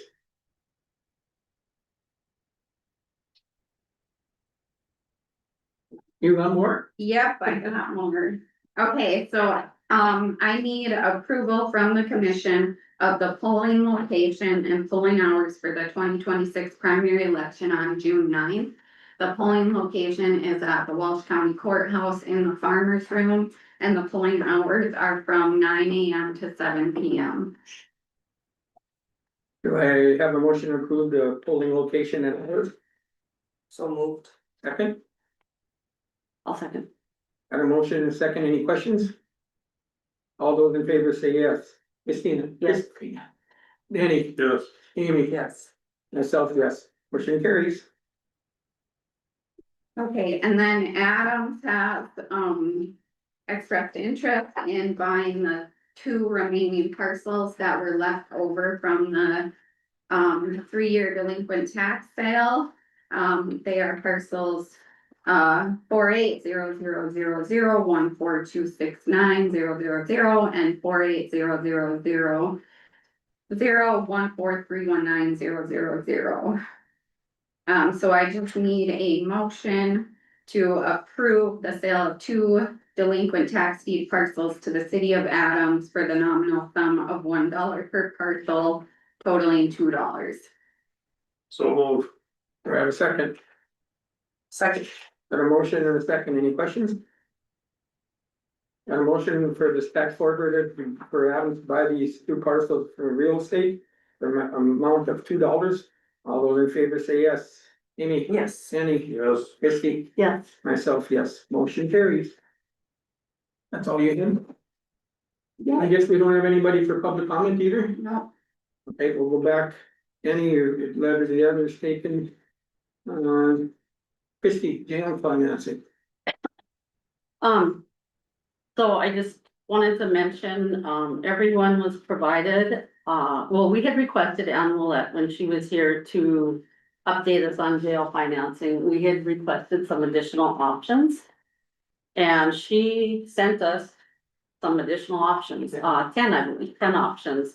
And she emailed that to us on February 26th. So I guess I'd just like to bring up that I think we should be taking a look at these options. We don't have to review them all today, but I think everyone should take a look at them and kind of come up with an idea of what you like. I mean, one option that she put out there, it was option number 9 on her list, and it was, putting the sales tax at 0.52%, so we could reduce the sales tax from 0.75 down to 0.52. And that was presuming we would get that 5 million, through the infrastructure loan. And we would use 7 mils of our capital project fund levy, instead of the 10 mils. And that would bring in our project proceeds budgeted of 23.6 million. So to me, I mean, that looked like a really great option. Our sales tax would decrease and our capital projects, we only have to use 7 of the 10 mills, so we have 3 mills left over for other projects. And then there was one other option where we could even reduce the sales tax down to 0.42%, but with that option, we would have to put in 2 million in cash. So I just think we have some good options here and we need to make a decision. So I don't know if we wanna look at, you know, Tanya, I'm glad you're here. How soon we potentially need to make this decision? I mean, I feel kind of like the sooner the better, but we also have until probably midsummer before we really have to know. Probably, I think that when we would go to get those bonds. Not gonna use all the correct terminology, but where, you know, the agency that is assisting with the bond. You're gonna wanna have a solid plan before you take that step, and that would be midsummer, I think you're gonna be approaching then. Cause we'll be getting those audit reports in, so, yeah, it's not like it's super urgent, but yes, definitely wanna be thinking about it and probably make a decision on that. Probably sooner rather than later. The one problem we're gonna have is we won't know about the 5 million infrastructure loan yet. Correct, that's just gonna be a question mark, and there's nothing we can do about that, cause that application window is gonna be, I believe, December again. And so, that's just gonna be out there, we won't know for certain, we have been. Told, you know, that we appear to be a good candidate, it was the audits that were preventing us from proceeding with that. And then another comment that Anne had made was. We don't know if they're going to open up additional dollars in the next legislative session in that same infrastructure loan fund. Prior years, prior to the last legislative session, they did not cap you at $5 million, you know, so. Our best case scenario of all, of course, is if we are able to tap into some additional funds, and that was one of the reasons that Anne is kind of splitting the approach, you know, we would only seek. Bonds for a chunk of it this fall and leave the rest of it for next year in case they do open up additional funds for us, so. I like that she was thinking ahead in that respect for us, but. Yeah, I think going in with a game plan, particularly with the sales tax piece of it, right, because then. Like right now, you know, you have to give is it a 90-day notice, Kelly? I was just going to. Yeah, Something I think about was, I believe the state tax department does require a 90-day notice to change the amount of the sales tax, so that's just something for the commissioners to think about too, going through that process. So do you feel that we could, if we selected one of these options, that we could make it contingent upon the fact that we actually get the 5 million through the infrastructure loan? So that we don't reduce that sales tax too soon is what I'm gonna say. I don't know that you can make it contingent. If you're gonna lower it, you need to give them a 90-day notice. And then if you're gonna raise it, you need to give them a 90-day notice. So I don't think there's anything preventing us from lowering it. Or from raising it, as long as we don't go above the 0.75. So we could lower it with the intention that we were gonna get this 5 million, and then if it didn't come through. We would have to give them another 90-day notice to go back up to the 0.75, which would not be popular. Well, I think, yeah,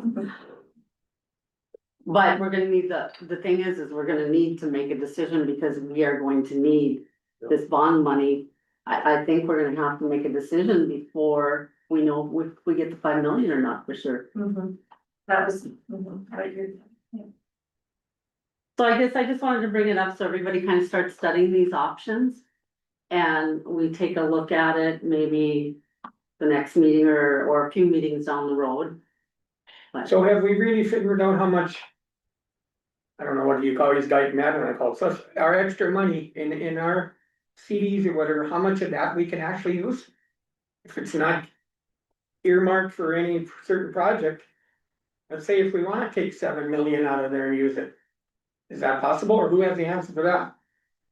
You know, so. Okay, We're going through our bank balances right now and our fund balances so that we can have a better idea of Okay. what extra money the county would have, if any, that isn't earmarked towards a specific fund. well, I got asked, and I talked to Luther about it, and I also talked to Lawrence about when we transferred money, let's say out of the general fund and we put it into CDs. I don't remember, and neither did them two, that we ever earmarked it for capital projects, jail, Chase building or whatever. It was just transferred. So unless there's something we're all forgetting, we don't remember anything about earmarking unless. Per se, if the auditor did it, she put something there, I don't know. But from speaking with them other two, they don't remember it either. So to me, if we didn't earmark it, hopefully that money. Like I said, moving forward, I wanna make this the cheapest on the sales tax and everything we can, and if we got available money. And we don't have to worry, and I don't know exactly how much or what proportion. So let's say we use 5 or 7 million and we still have 8 or 5 million in there. We still would be comfortable with the other 5 million, but if we could use that money and buy down the sales tax and everything else, I think we diligently have to do it. I really do. We saved that money for years, and to me, there's a purpose for it, and what better purpose right now? And we still have money left if we have any major projects with the buildings or who knows. But, you know, we gotta look at that number too before, and I like the 1/4 cent sales tax, I really do. No, there wasn't a 1/4 cent. No. No, no. 0.42. Oh, 0.4, well, even that, yeah. No, 0.42 is if we put an additional 2 million towards it, plus the 5 million from the infrastructure. so I guess for the main thing is, maybe we should all look at that and pick out maybe 2 or 3 plans you like and then talk about it at the next meeting. Mhm. Would that be good with everybody? You guys, Kelly, Tanya, got anything to add? No, I think that's a good plan. I'm not probably gonna be able to make the next meeting, but that doesn't mean you can't discuss it. Yeah. It's definitely that I probably can't participate in the discussion, but. I probably would not be able, I have court that morning, so. Okay. Any Should we other, put it for 2 meetings away, or is that too far? Mr. Chair, the only thing I was thinking is if we do come up with 2 or 3 actions and there's something that can be put to the public.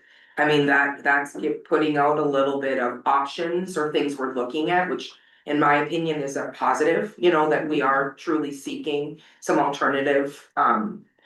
So that's my thought, you know, is that if we can, we maybe should try not set on one, but like if it's 2 or 3. we can bring 3 back and approve 3 of them and just say, here's what we're thinking, we don't know where we're going, but this is the possibility. I think you're right, Amy, get some information out there. Everybody good with that? I'm good, I already have mine picked. Well, I sort of looked at them, there was 3 of them that sort of stuck in my craw. So, Goes to show the thought that she's putting into this. yeah, yeah, okay, I just had one additional thought in the context of the, what you guys just asked Chris to do with the PIO update. Is that something that you would want? Do you wanna discuss and maybe choose your top options and include that in that PIO update, or are you just talking about 2 separate things right now? Cause in alignment with what you were just saying, Amy, I agree, getting it out there might be helpful, there's maybe a better understanding of the financial options would probably be a positive thing, so. I included was what my thought, like that would work together. Okay, What he provided would have that in there, because that is kind of what we're right, updating, right? Isn't that the plan? yes, yeah. I just didn't know if you want, cause I can share a lot of that information with him and help him explain it, but I also don't wanna just, it's not my job clearly to pick your favorites, so. I don't know how you, timing wise, how you want to make that all I of think it, it'd but. be good to be included. Is speed of the essence? Should we have a special meeting and be doing that, or just wait for the 2 weeks and then talk it over, and I Probably think just- that'd be all right, wouldn't it? Yeah, I think that's Okay. fine, but then I'll just work with Chris after you discuss it and make sure that I can Okay, support him in whatever way to make sure that that's reflected in his update, I guess. Mr. Chair. Yep. I foresee having that conversation with Chris on a monthly basis. We need to update. Yep. On a monthly basis of where we're going, what we're thinking. The more information we can get out there, the better. well, moving forward, we're getting more answers after too. We are. I mean, there's a lot of questions that I didn't know how to answer because we didn't have figures or data or whatever, so. Yeah, moving forward, and if we can be open to them and get the stuff out to that we're thinking about or moving forward, I think it only helps us. And Mr. Chair, I mean, the letter can be mostly done, you know, these Yeah. three options, so Mhm. that can just be the ad Yeah. after Yeah, next. yep. Yep, I agree. I just didn't, you guys had said that you wanted to get that out as soon as possible, so I just wanted Yep. to see if that should wait until you have that information. Hey, that's how we'll move forward then, so. Zoning board, I just wanted to mention, we had a zone board meeting last week and there was an item that was very concerning.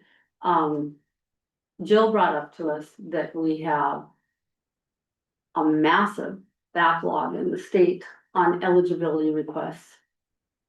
And I mean, that's really concerning because that is affecting our citizens. So my question to her was, before we went to this zone with the state plan in the zone, did we have a massive backlog of eligibility requests in Walsh County? And she said we did not. But now we're thrown into this pool. And our residents are now having to wait because of the backlog in the state. Now, that concerns me. I mean, we have people, elderly people who need assistance. We have families that need SNAP benefits, whatever it may be. But our citizens in Walsh County are being affected because of a decision that was made and supported by our association years ago. And it was made by the legislature and it's not working well. So Jill also reminded me when I voiced my concerns, she did remind me, and so did Stanley Dick as well. They reminded me that, when this went into effect, and it was before my time as commissioner, but when it went into effect, you look at the people in our zone, and Kelly, if you want to chime in, if I'm saying something wrong, let me know.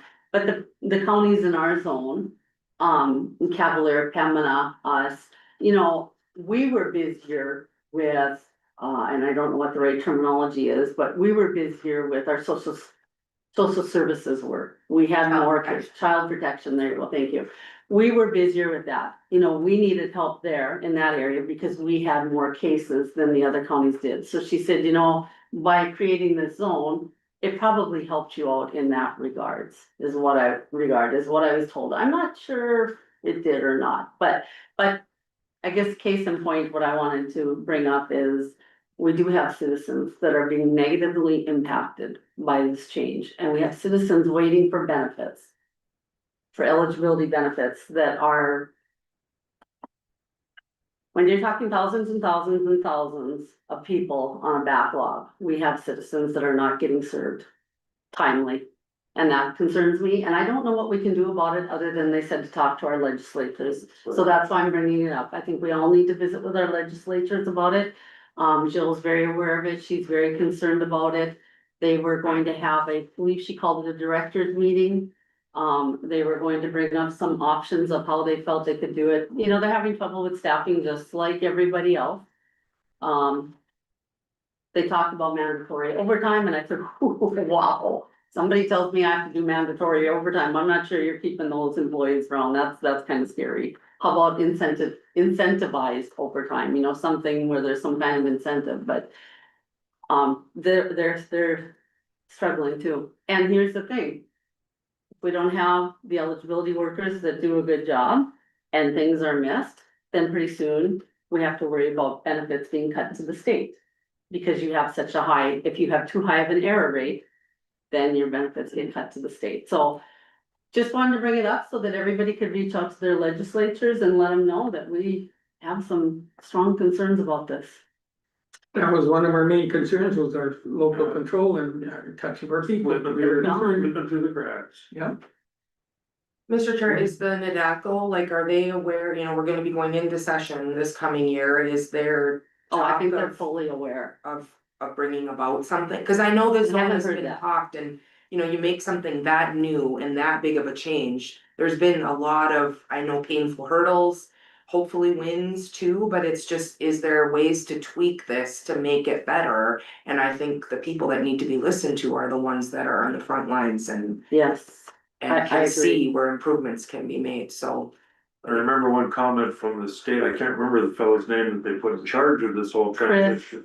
Chris, Yeah, Where's his last name? He is no longer with us. anyway, the comment he made, well, we don't have all the answers, it's gonna be a work in progress. I was like, really? Mm-hmm. But there we are, here we are. So, yeah, reach It's out, but it's a legislative change that has to be addressed. right, right. So, wanna write a letter to our legislatures and we'll all sign it. I could do that. Well, I think it's better as a group, Absolutely. write something to them and then we'll just send it to all three of them. Kelly? The one comment I would like to make is that our social services, our child protection cases are way down now. Since the zone took over, so that's just, while we may have received benefit of additional help with the child protection, those cases are almost non-existent anymore, so Good to it's, hear. I can't tell you when the last time it's been a while, so.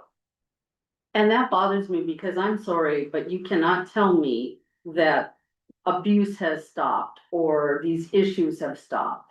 So why are the cases way down? And I know one answer I've received on that is because they changed to try to keep them in with the family setting is one reason.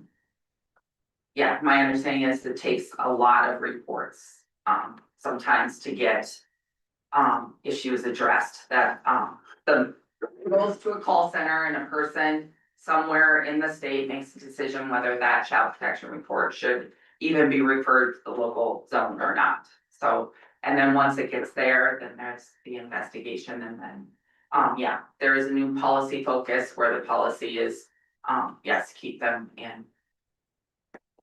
Maybe we should write that letter together because I think that should be included Yeah. with the Child Protective Services. That just haunts me that these children are being left in a home where you know there's something not right there.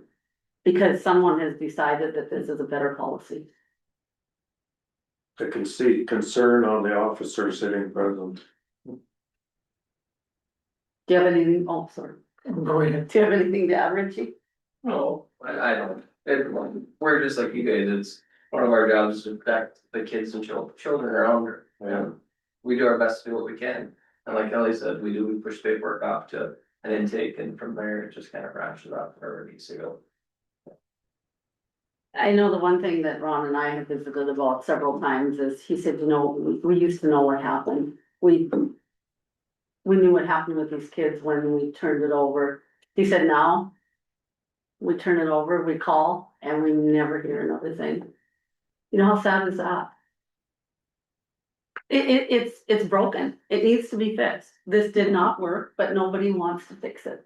And then in that defense, there may be cases where they don't hear about, but we do have a quarterly meeting now with the zone. And those meetings, we can bring concerns there, talk about particular families that they are helping, and I think that has really helped. Both my office and law enforcement at least, and even the zone in deciding where to go with some of those cases from here on out. So that is a good thing. It's not all. But I do think that there are a fair number of kids that are suffering and slipping through the cracks, and that's what concerns me. Is that our citizens aren't, the youngest and most vulnerable citizens of Walsh County aren't getting the services they need. And just so you all know, I don't want this to be taken as, this is in no way against our zone or against Phil Denault, our supervisor. I think they're struggling with these issues, that they're being told this is the direction they're given. And this is what they're supposed to follow and do now, and I think they struggle with that as well. So it's coming from higher up. And they're just trying to implement it, and it's not working. So we do, I think if we get a letter and send it in on behalf of the commission, and get it to the legislatures, that'd be a good starting place. You know, Kelly, work together on that then. Okay. Thank you. Committee updates. Oh, that's me again, you're accepting me today. Sorry. The committee updates, I just wanted to mention, I'm kind of a geek. And when I'm driving, I listen to other county commissions that are on Zoom and see what's going on in other counties. And one county that I listen to at the end of every meeting, they do a committee report. the portfolio holders give a committee report. And I started thinking about it and I thought, geez, I haven't given a committee report on the zone for a while, so part of the reason why I brought up the zone today. But then I thought, geez, I haven't heard what's going on in the library, I haven't heard what's going on in the Soil Conservation District.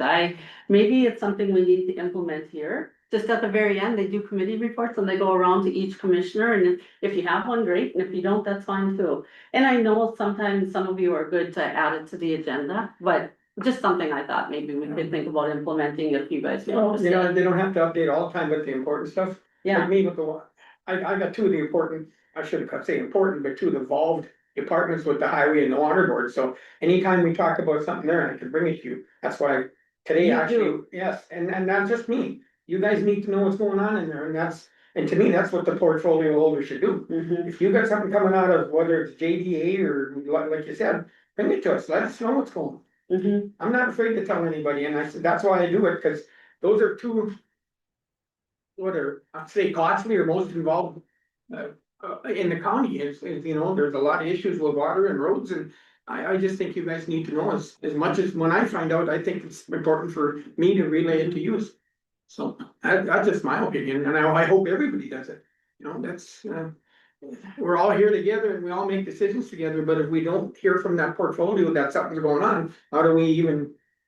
Not worse than hearing it downtown and say, oh, I don't know. Right, so That's- could we just add it to the end of our agenda, committee reports, and we go around the table, and if you have a report, great, and if you don't, you just pass. Just so we don't get, Just a reminder. yeah, just so we don't get a bunch of them at one meeting or something, but yeah, I don't have any trouble with it. Well, Mr. Chair, I think it's, you know, if you have a meeting and you just kind of go, well, is that, because I think it's as important that we're letting our taxpayers, if they're watching, know Mhm. too. You know, Right. it's for us commissioners to know, but who we're serving, they also, it's good for them to be informed on multiple levels. And if you have a meeting, you know, sometimes I'm like, well, I don't know if I need to know about, but so this gives a consistent platform where it's pretty much you have a meeting since the last meeting. You maybe make a note to update on the high points that would be good to share, so I like it. So just add that into the agenda committee reports or something, I don't know how you wanna do it, so, good idea. I think that's it, isn't it? Oh, you have, yeah. So I would like to add, I'd like to get some feedback from the other commissioners on considering a potential meeting with some Grand Forks County commissioners, within the jail build. I've had a few informal conversations literally at hockey games and she, with their chair, and she has given me like kind of preliminary support to say, hey, you know, we've been here, like we've gone before you, and as leaders, you know, I will discuss it, so there isn't anything formal at this point, I just wanna get some feedback from you guys if you're open, but when we're in these early stages of this. I'm a big fan of like not reinventing the wheel, you know, I'd really love to hear from them, are there things that you're like, we do that again in a heartbeat if we were to rebuild, and vice versa, right, like things that people that are leaders, I know we have construction engineers, we have architects, we have people that are guiding us, but I also think the leaders that are part of this process or have done this before are valuable to give us some feedback. And so I'm just kind of, if they're open and willing to it, that would be whether they could be in person at a future meeting or Zoom if they aren't able to, but if they're open and willing, I would like us to consider just having them give us some feedback from gone before, or, you know, they've gone before us in this a year or two out. Any thoughts?